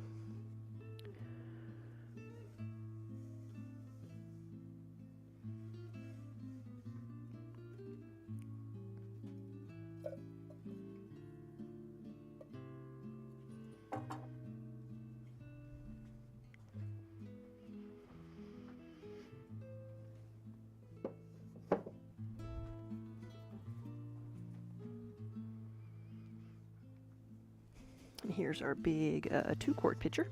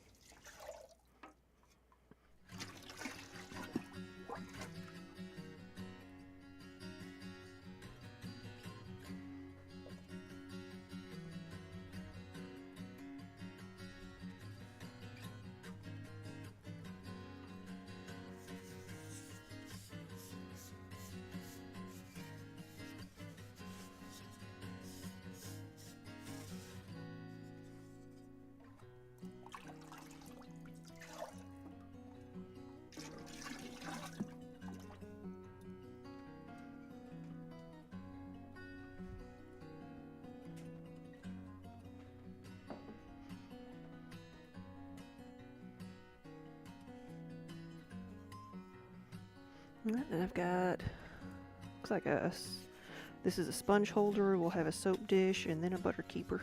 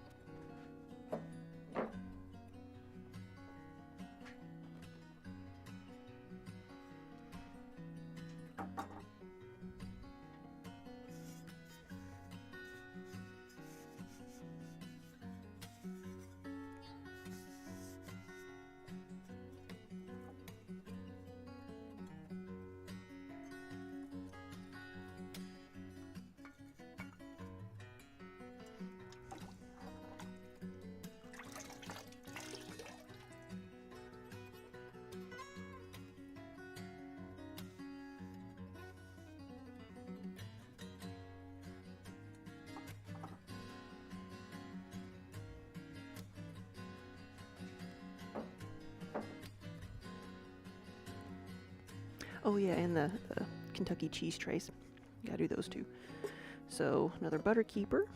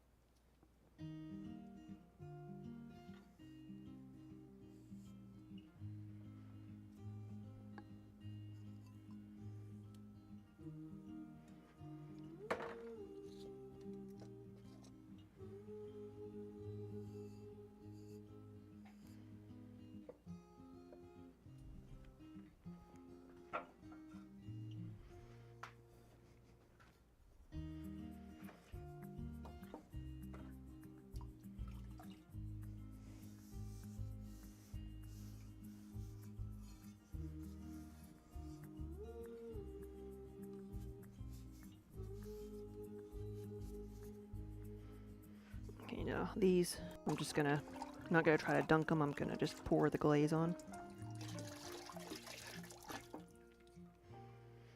one side and then the other.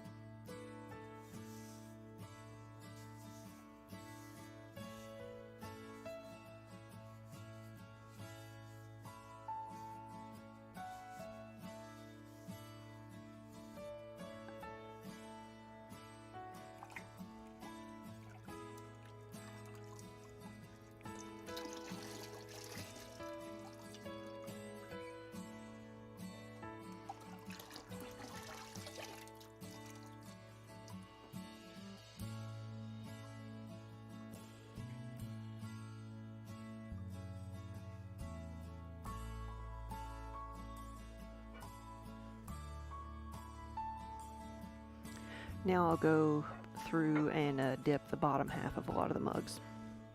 But I'm going to give it a good mix back together because a lot of the glaze that was sitting in this cup here has settled to the bottom, so I know it's done the same thing in the bucket.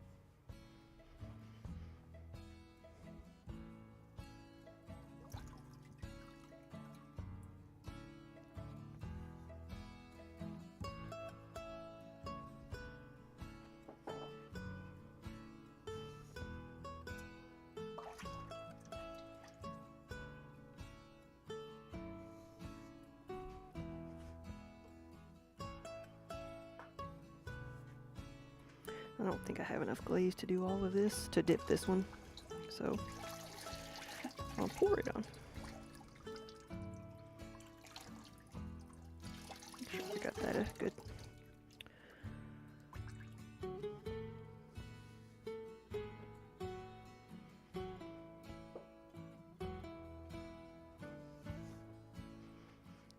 Same thing with this one.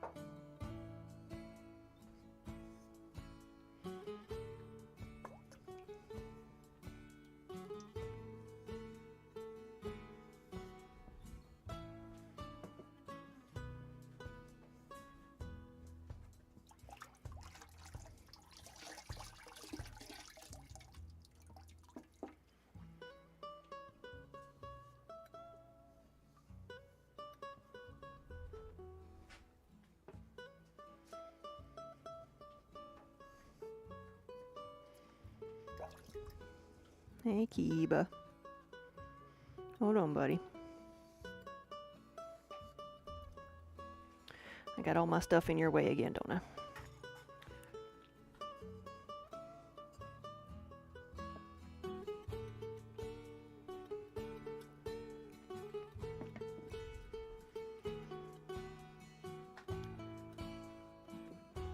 Come on.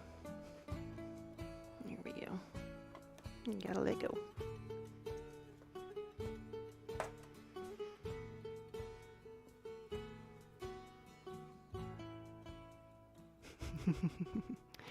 There's that tail.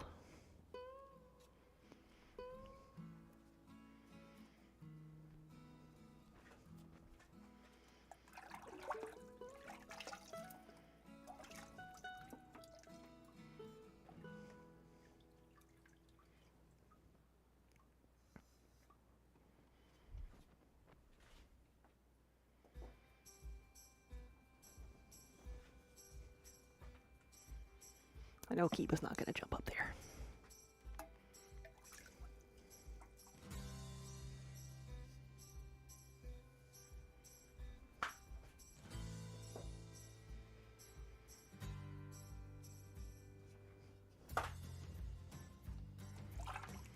Now for the big picture.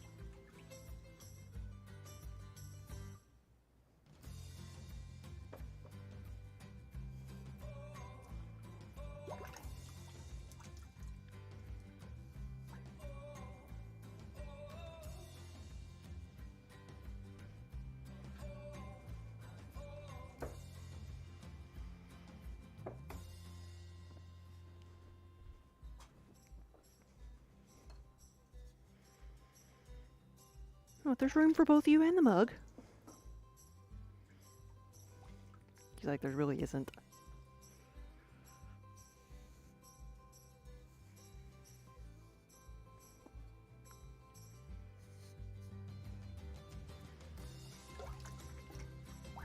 Hmm.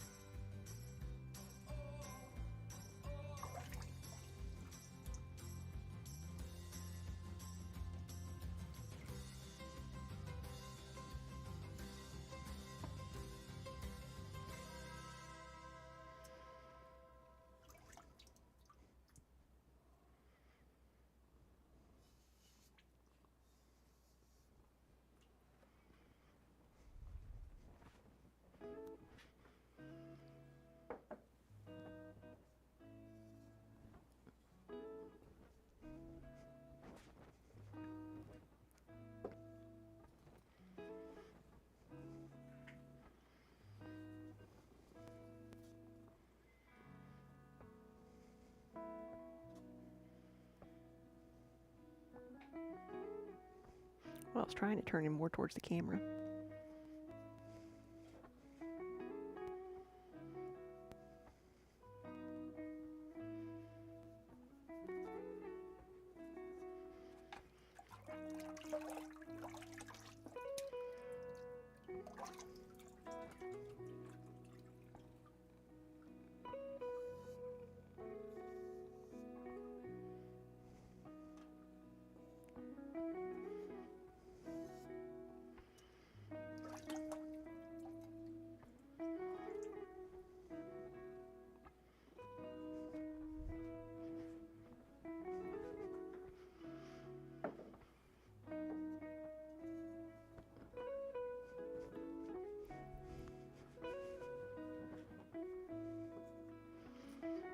You really are getting full of yourself, buddy. What do you think this is all about you? Hmm.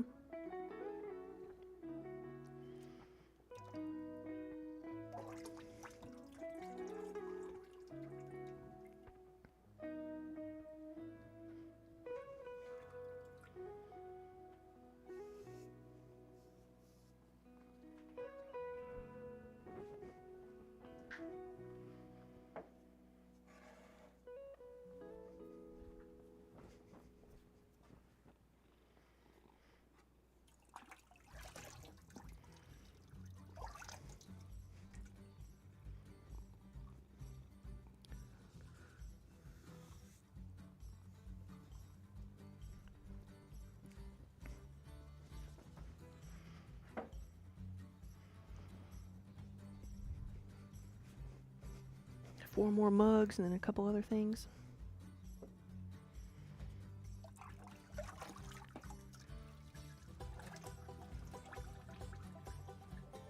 Oh, I'm sorry, that's not the view anybody wants, I'm sorry.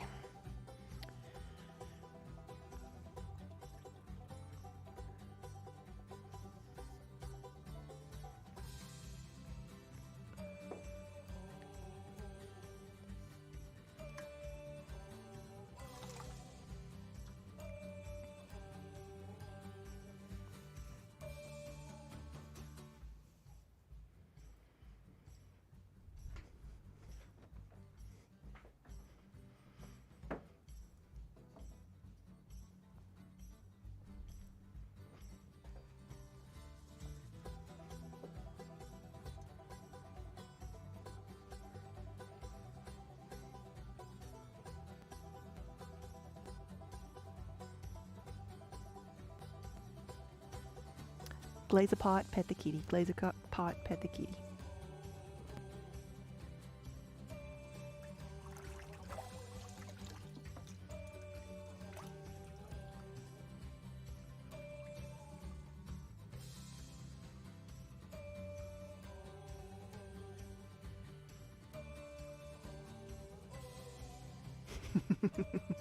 He really is supervising.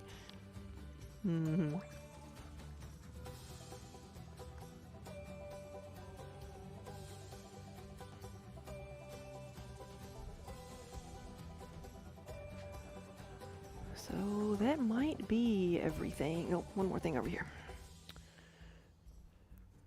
This is a little, this is one of my prototype honey pots. And I've got one that's cooling down in the kiln right now that we made in the tree beard color. I'm gonna see how big of a cork lid I need to put on them. Or any type of lid.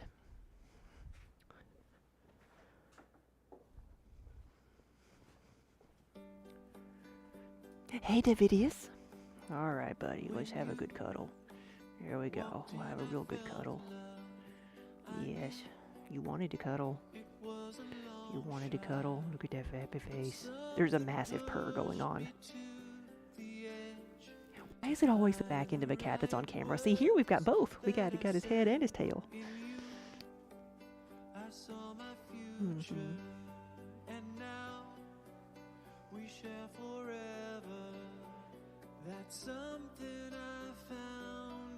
Jules, thank you for the follow. Yeah.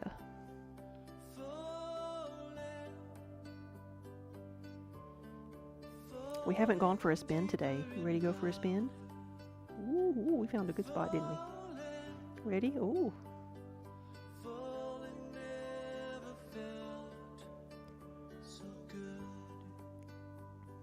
There we go. So we can see Kiba in all his glory. See, he thinks he's getting away with something because he's been sitting on the wheel every time he comes up here. See, this way you don't get dirty. Alright, is that enough? Okay.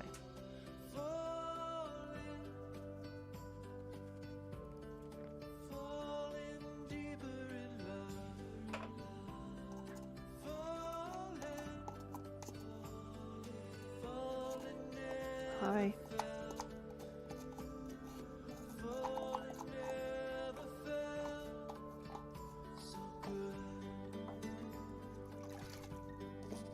Get all the chunky bits out of there.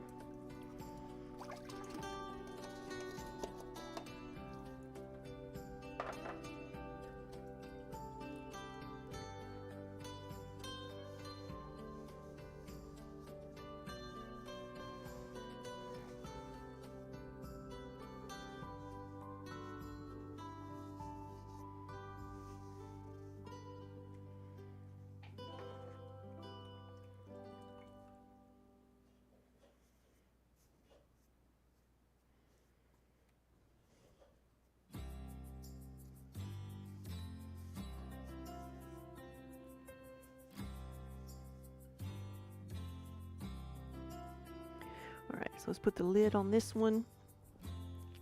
And then all the pieces that are now the solid black color, because if I didn't say it before, this is the solid black that I've been dipping everything in. We'll be adding the blue on top of that, the sea spray, so those will all be the Starry Night. And then I'm going to go back to the original pieces I was dipping in the brown, and I'm going to dip those in sea spray. There you go. You happy now? You're even more the center of attention? You're in another, featured in another camera?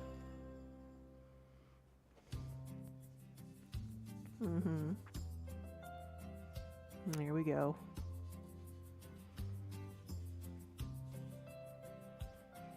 You gotta see what I did with my sea spray. Oh, I see it over there.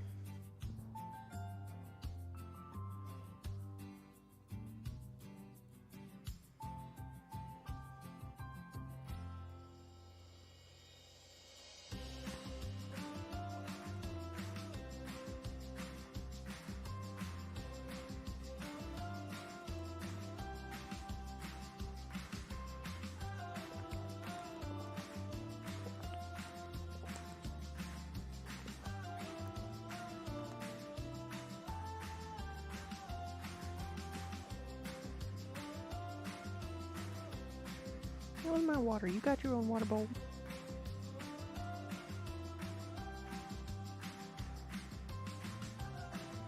It's like, finally I trained my human. Took him long enough. It's pets all day.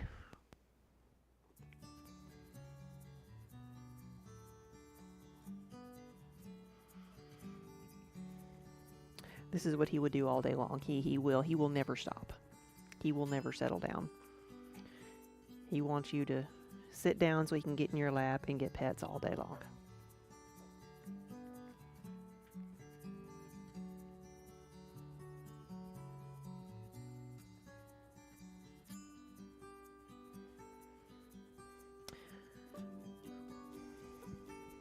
I need to get another glaze over here.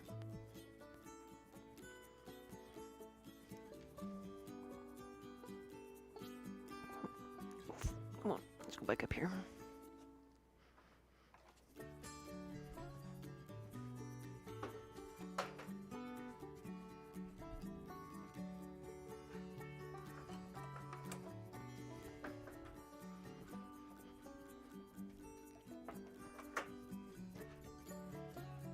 So this one is going to be the green color that's on the top here, the jade, and it's one of the few glazes I have that looks very similar in the bucket to what it's going to look like when it's fired.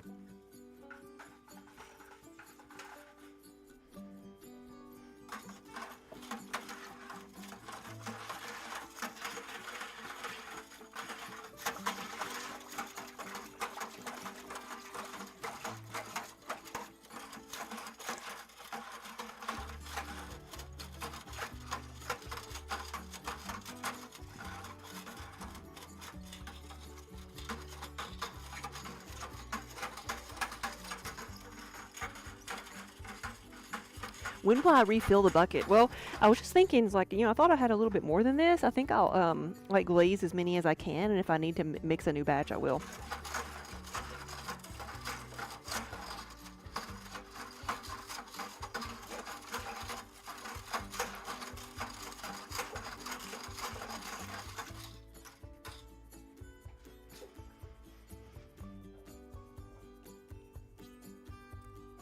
Let me get my paintbrush, because what I'm going to be doing with a lot of these, like this one, I'll pour the glaze on the inside,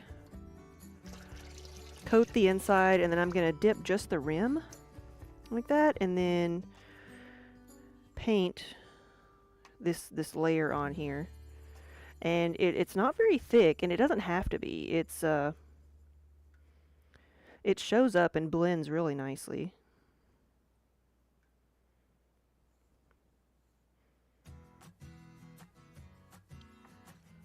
And so that's really all I have to do for that. So this the glaze might go further than I think. Him, he looks so sad. Buddy. Here we go. Why not dip the half in? Because I think it looks better if I paint it on.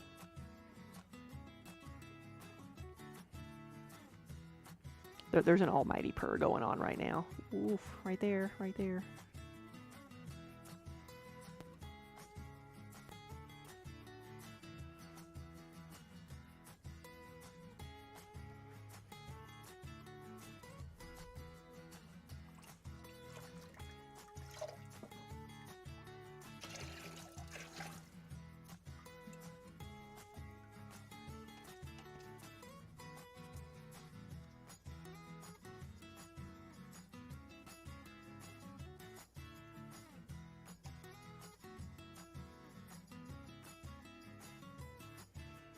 Yeah, I did. So I didn't remember if I got the handle on that other one.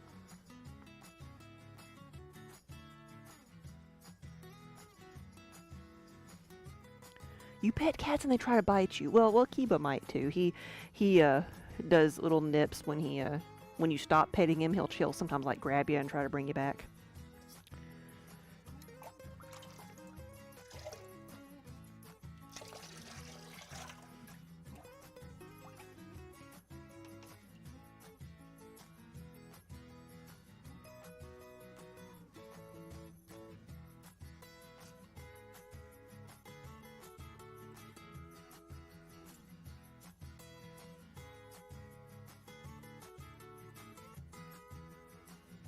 They're just trying to hug you with their teeth.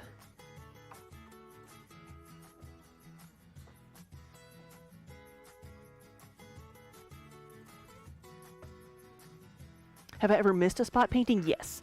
Especially when I'm pouring on the inside and like swirling it around and pouring it out, I've missed like a little section doing that.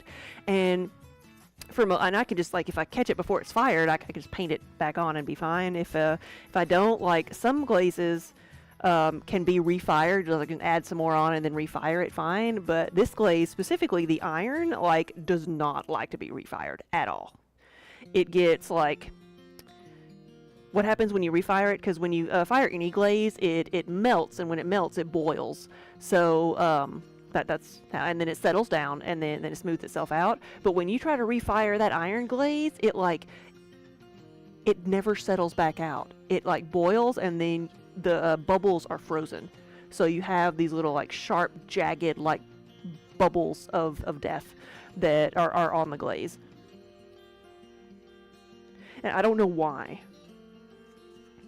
It's the only glaze that does that.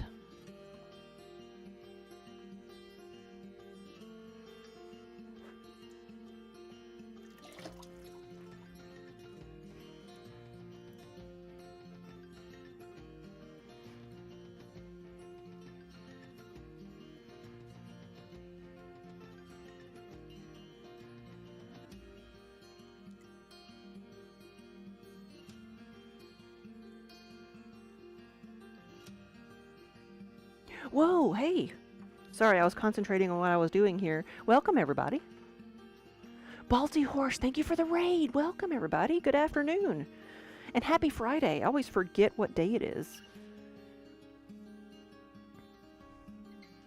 I am glazing some of my pieces here. We've got mugs. We've got all kinds of different bakeware pieces.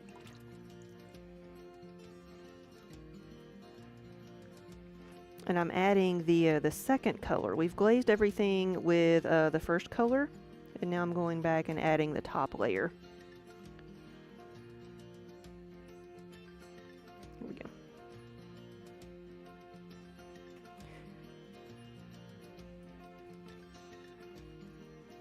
Yeah, for Kiba, it's bath time. Oh, it's probably not going to show up, but Minnie stepped inside of that one with her dusty foot.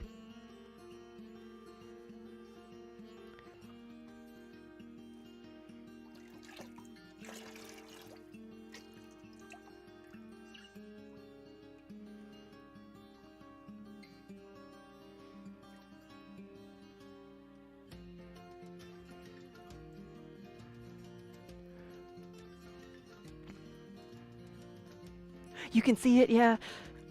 Well, I mean, I don't think it's going to show up I don't think it's going to show up after it's fired. I don't think it'll leave a mark.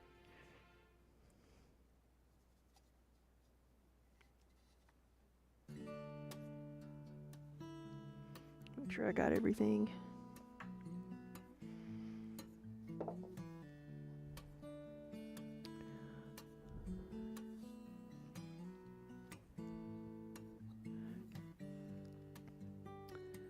What was the giant mug I had? So, I've got a couple of them. This shape is our 20-ounce mugs. This is, so when you go on the website, most of the mugs that we have in stock are going to be the 20-ounce mugs. And that's what it's going to hold once it's been fired. I have this one. This says Accio Coffee. And then, the smaller one, this is going to hold 10 ounces. This one says Bless Your Heart. And then this one is actually a soup bowl. Or ice cream, or whatever you want to put in it. This one is a mixing bowl. Now that's not the biggest one. This one is the biggest one. So I can pick it up without chipping anything off of it. This one is a 32-ounce tankard.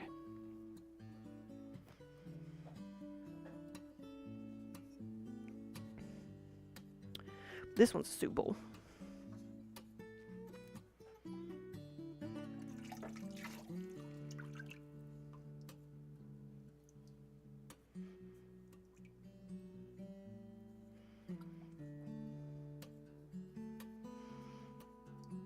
think I need to mix this one back up a little bit. It's starting to separate.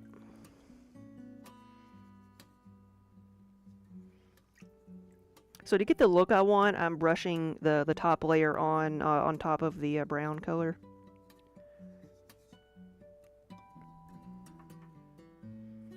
And this is what it's gonna look like when it's done. So we'll have the brown color on the bottom, the green on the inside, and then the overlap being the mixture of the two. This one is a shaving cup. I guess I forgot to dip this one. This one is a shaving cup. So we'll have, if you use lather and shaving brush when you're shaving, you can put the little puck bar soap in there, and then build up your lather, and then the wider handle you can rest your brush on.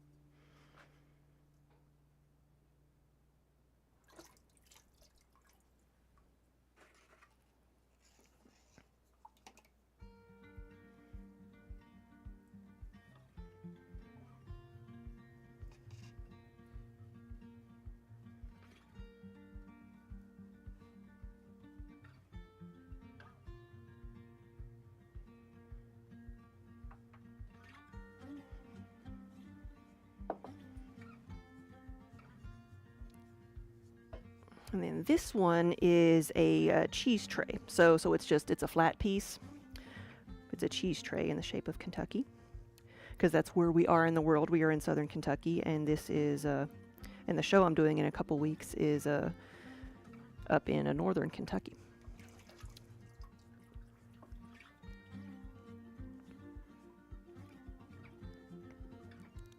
Holy whisk! Yeah. Looks like we got a few more seconds of an ad.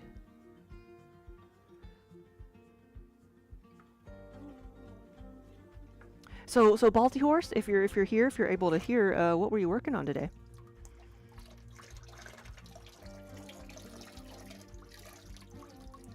I probably shouldn't have done that. I probably should have just brushed it on, but oh well. It is what it is now. We'll see what that looks like.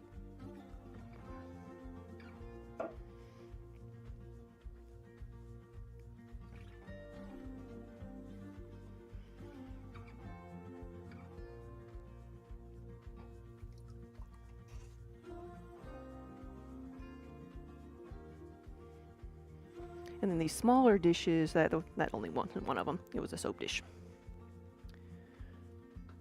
Can I just wipe some off if I don't like it? Yes, to a certain extent. Like if something happened, like let's say I was trying to dip part of a mug and I dropped it in the bucket and it didn't break, yes, I can take it to the sink and wash it all off. But I would have to wait probably until tomorrow, or at least till this evening, before I could glaze it again, because it would be so saturated with water that the glaze, a new glaze, wouldn't stick to it right away. But yeah, so until it's been fired, you know, you can wipe all the glaze off.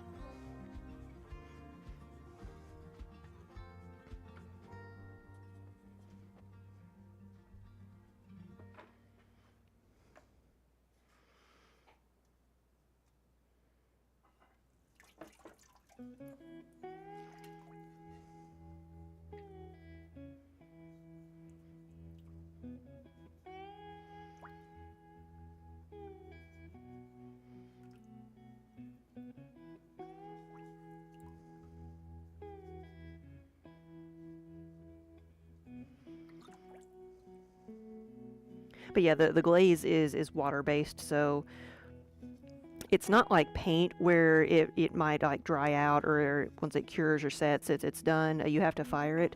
So even if like I left the lid off and this just dried into one big chunk, I could break it up and add water and use it again, so it doesn't go bad.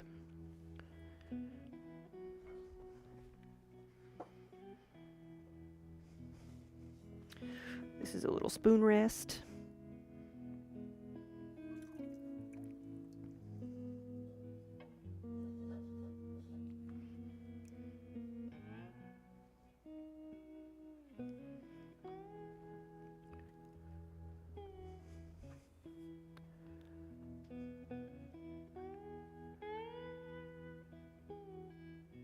started tunic today. So what is that?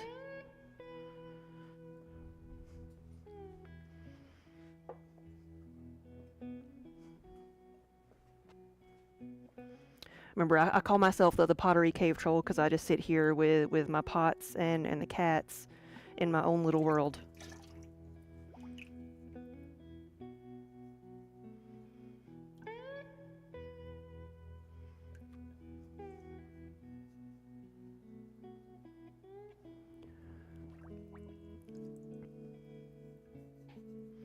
Gotta change my grip on that. There we go.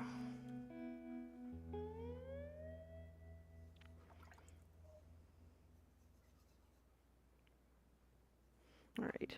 This is a little individual baking dish. I call them a brie baker because it's perfect for a little round of brie, but you can use them for anything. And everything here is dishwasher, microwave, and oven safe. We've got a lot of mugs, but we've also got like bakeware like that one, pie plates and such. And this is a wall pocket vase, so it's you know, stand or be hanging on a wall. I'm going to fire it flat. Let's see if I can pour this in here and then pour it back out. I got a rough spot there. Let me sand that down before I put glaze on it.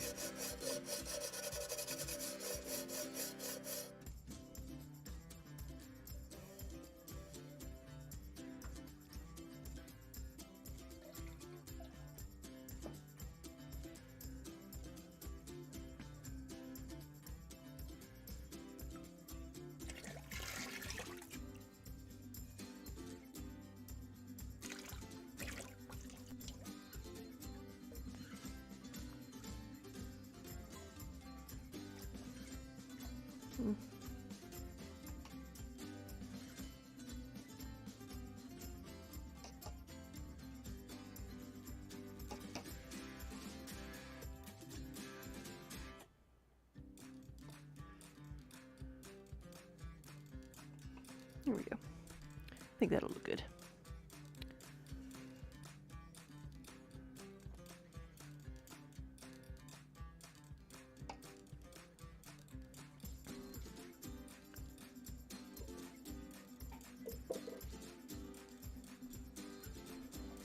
This one is an oil bottle.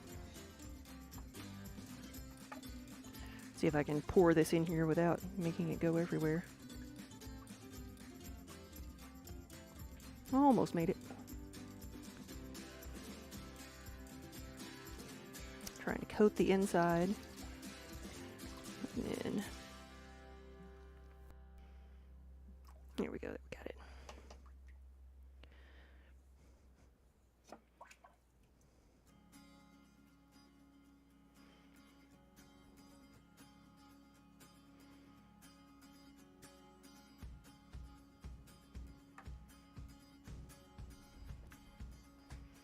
I love this glaze too because you don't have to be super precise because it's going to run a little bit, so you can just kind of slather it on there.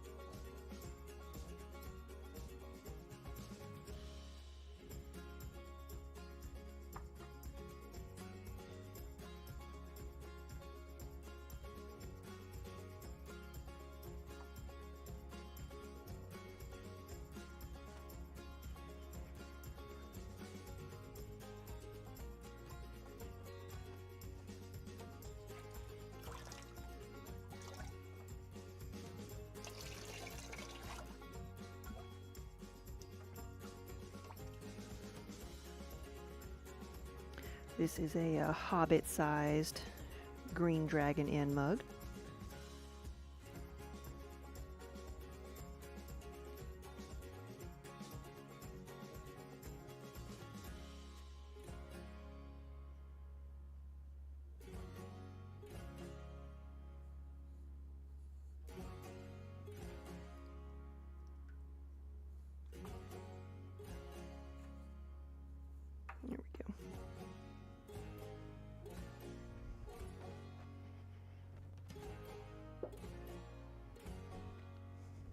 And then a larger travel mug prancing pony. It does come in pints.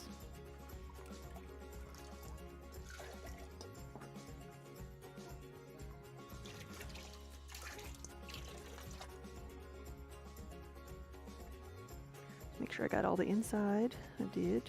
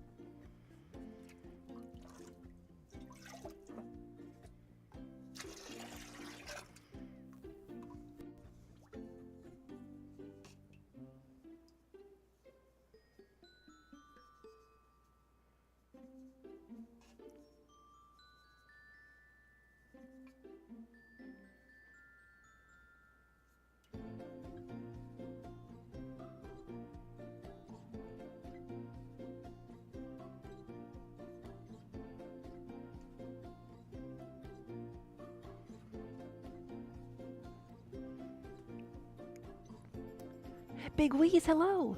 Good afternoon. I am glazing, so I'm adding color to the pots.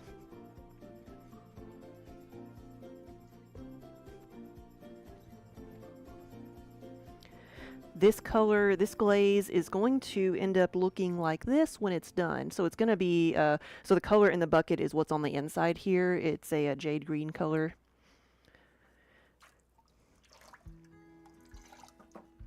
So it's a very, very, very earthy color combo.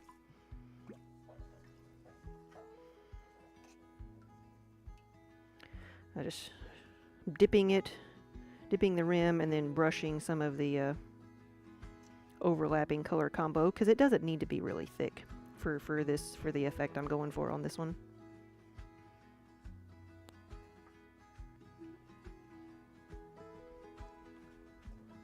So these are all pieces that I've thrown over the past couple of weeks. We're finally getting to the stage where everything's been fired once and we're adding the finishing touches. What I've got here is a soup bowl.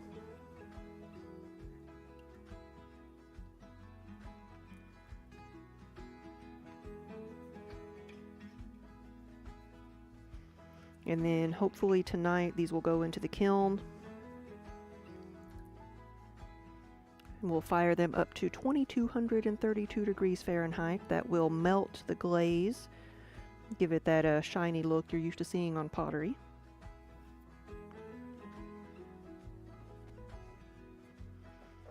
And then today's Friday, so firing it tonight, I'll probably open it up on Sunday morning.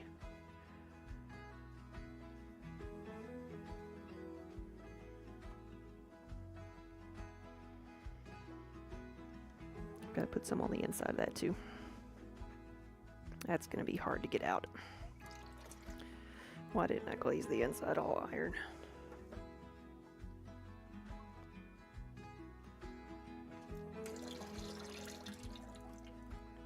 Okay, that went better than I thought it would.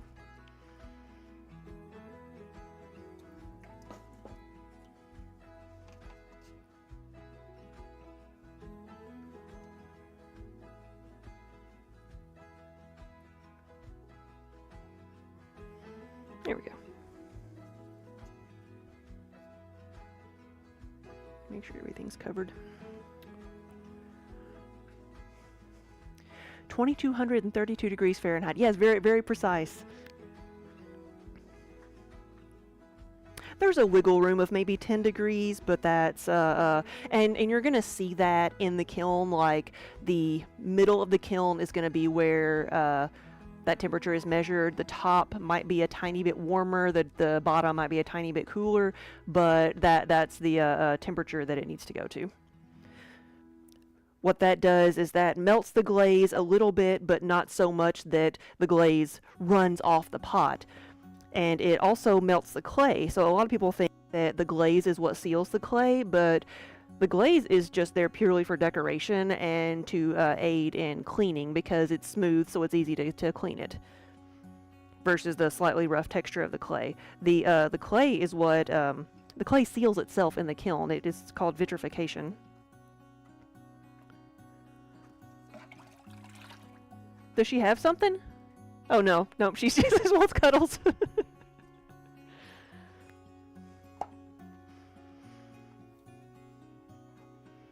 Minnie was making noises like she does when she's caught something.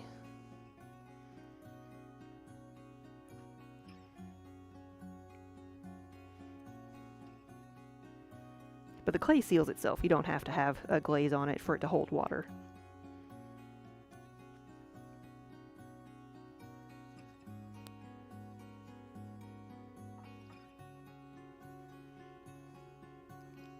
Hey Tech, good afternoon.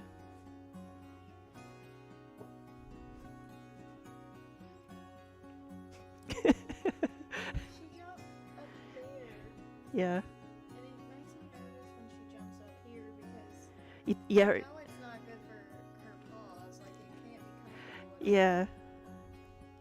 Did she get scared and or you get stuck? No. She just jumped up there and then Mhm.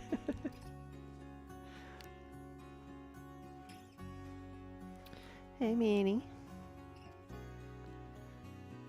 Come on. Come on. Yeah.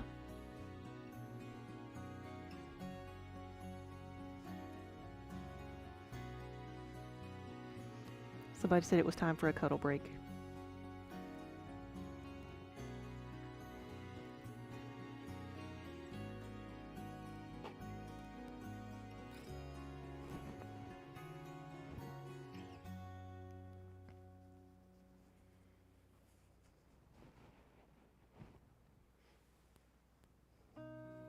Getting some good purrs from her as well.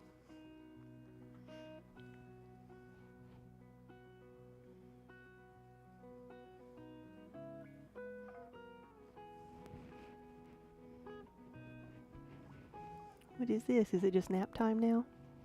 Mm-hmm. No, okay. Why do you gotta go that way? We're gonna find some more paw prints and things.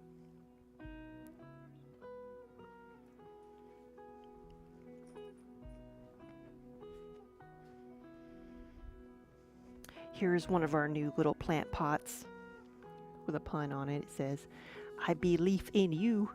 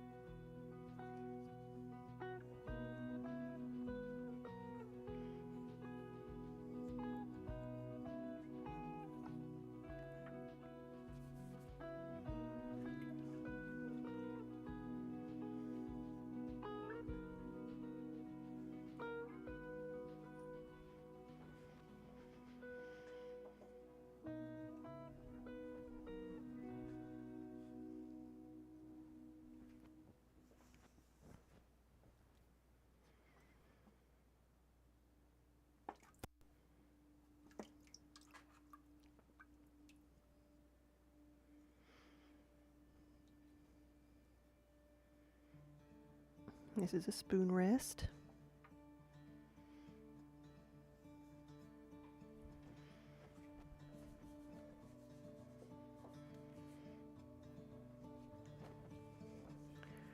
And this is a berry bowl.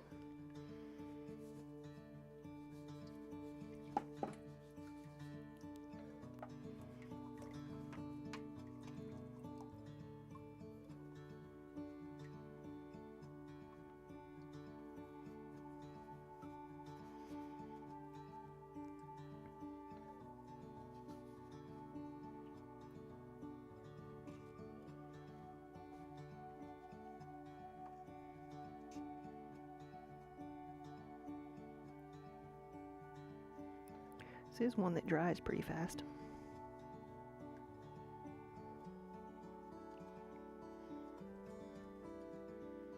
I think I need to poke Kiba or something. He's over here snoring.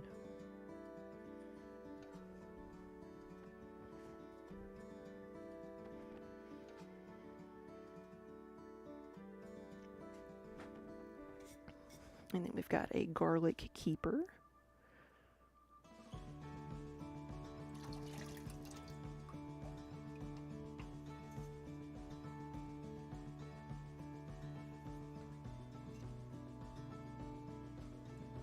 Can you hear him all the way over there? Yeah, that's him.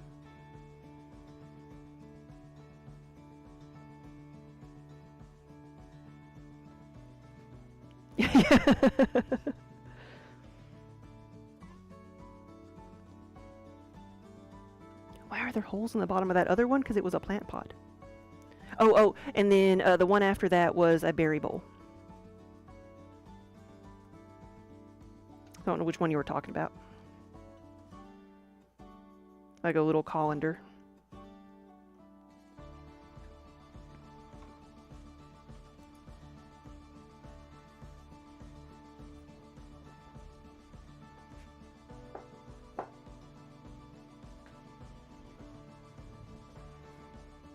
Here's a medium-sized plant pot. It says not dead yet. Is that the one that goes on the wall? This one is not. No, this one is one that will sit like this, and then it'll have a little plate underneath it that goes with it. We did do one of the wall pockets though. Forget where I put them.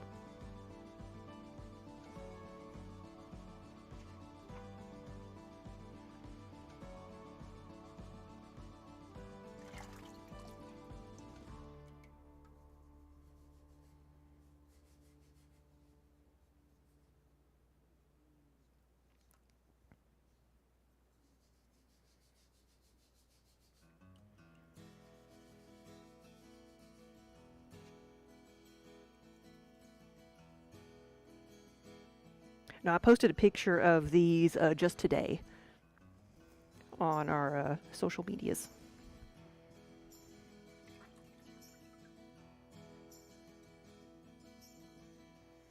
Oh, the closed captioning berry bowl.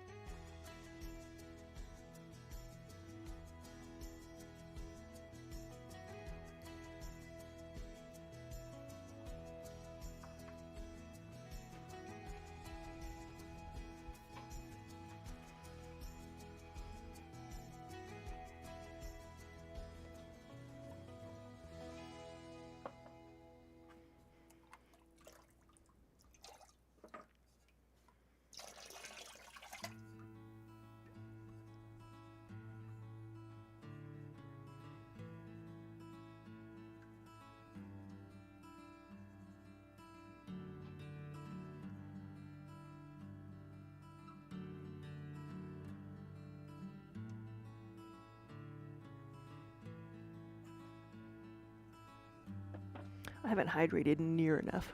Need to drink some water.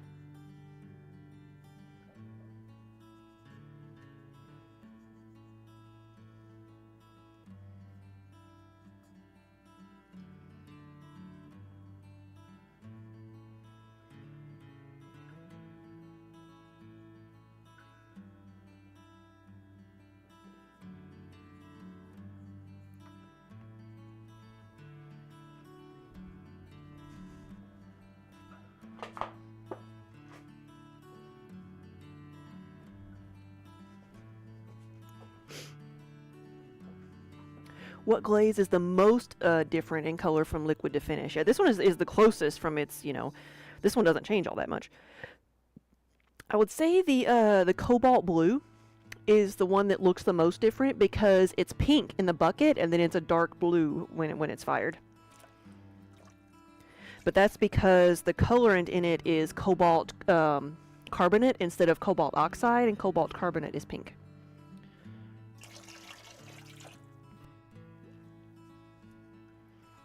And that's why so many the colors are look different in the bucket versus the finished fired color, is because it's metal oxides and such that give them the color.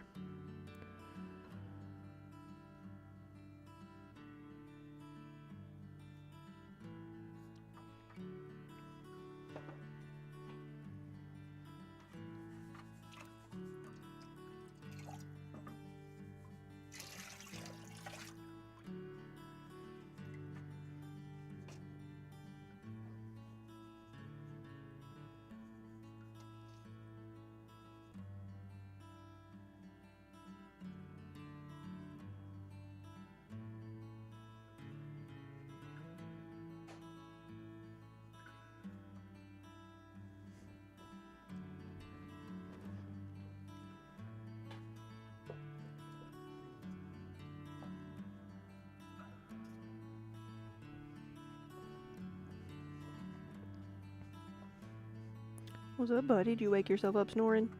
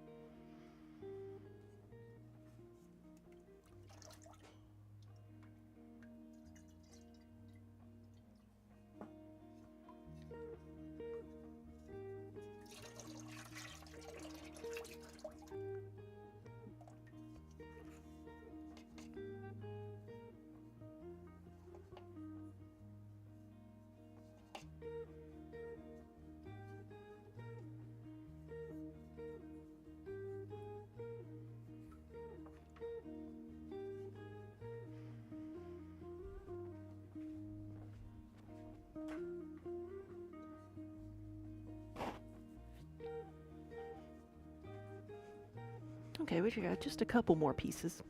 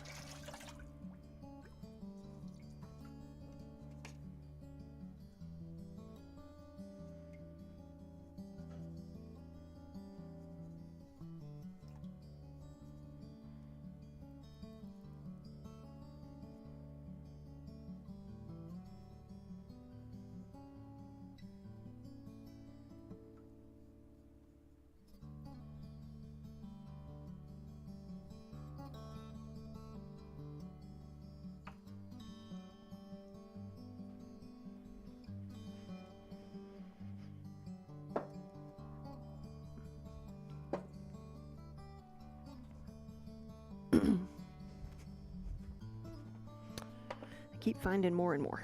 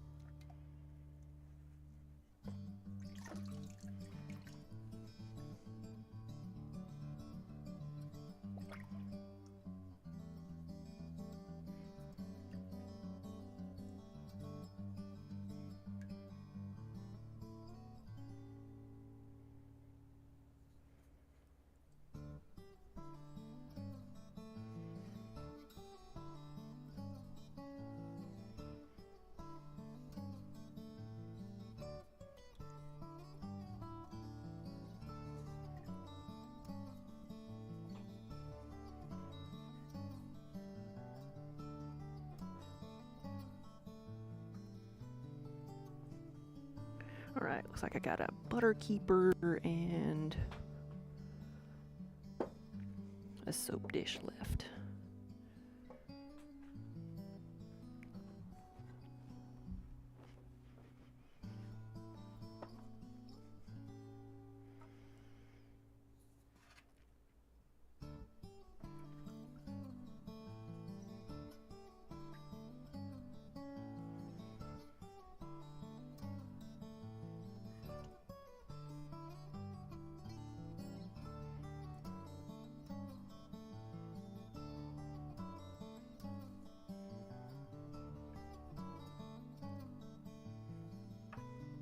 Here we go.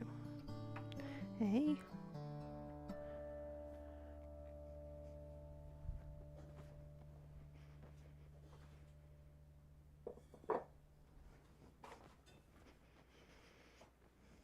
You gonna stay up here for a second or you wanna get down? Hmm?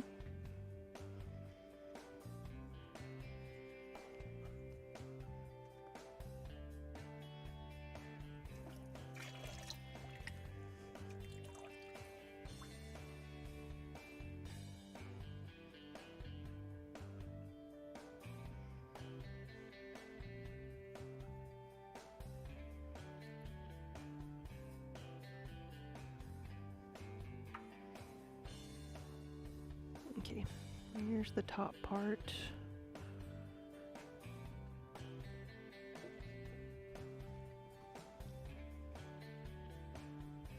There you go, now it's all yours.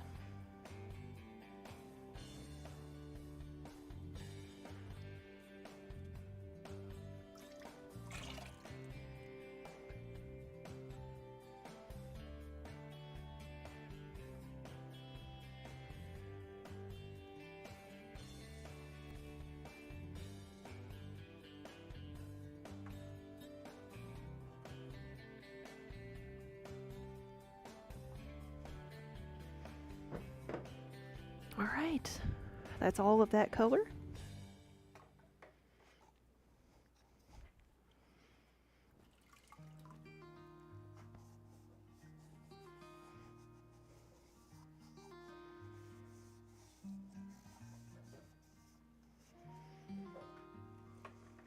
And then I can still work on the things that need to be Starry Night while the kiln cools down.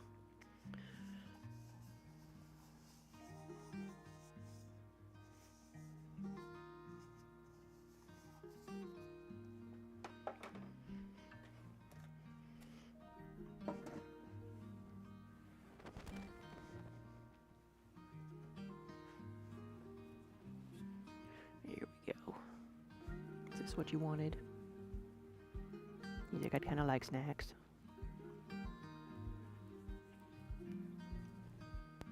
It is getting close to snack time.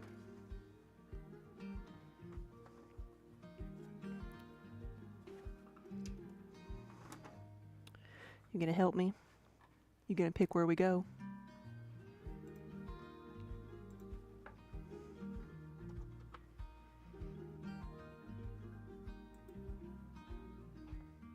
Even Kiba's like, you need to wash your keyboard.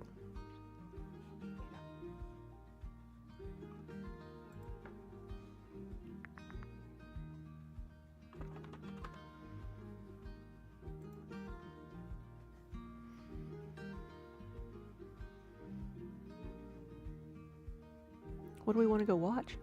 We got the Traveling Tatter, we got Sassacas, Squidgecraft. What is Squidgecraft doing? I don't know.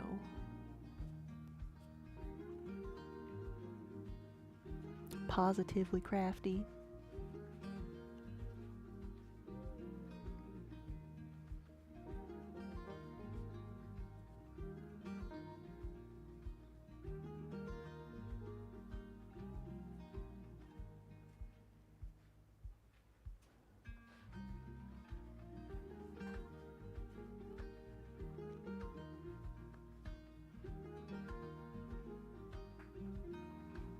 Go see Squidgecraft.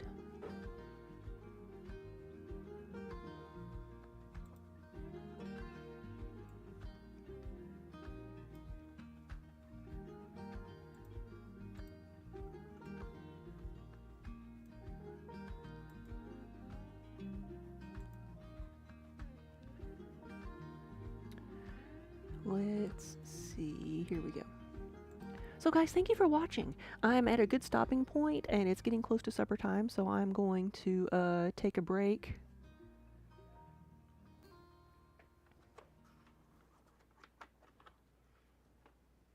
Thank you, buddy. Thank you.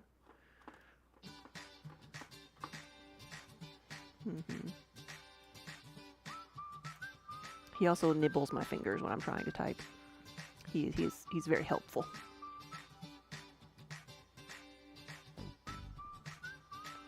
So guys, thank you again for watching. Thanks for hanging out with me for a little bit on a Friday afternoon. If I don't see you again, hope you have a good weekend. But, and I may be here this weekend doing some more glazing. Like I said, if I don't see you again, have a good weekend. And I will see y'all later. Have a good night. Here we go.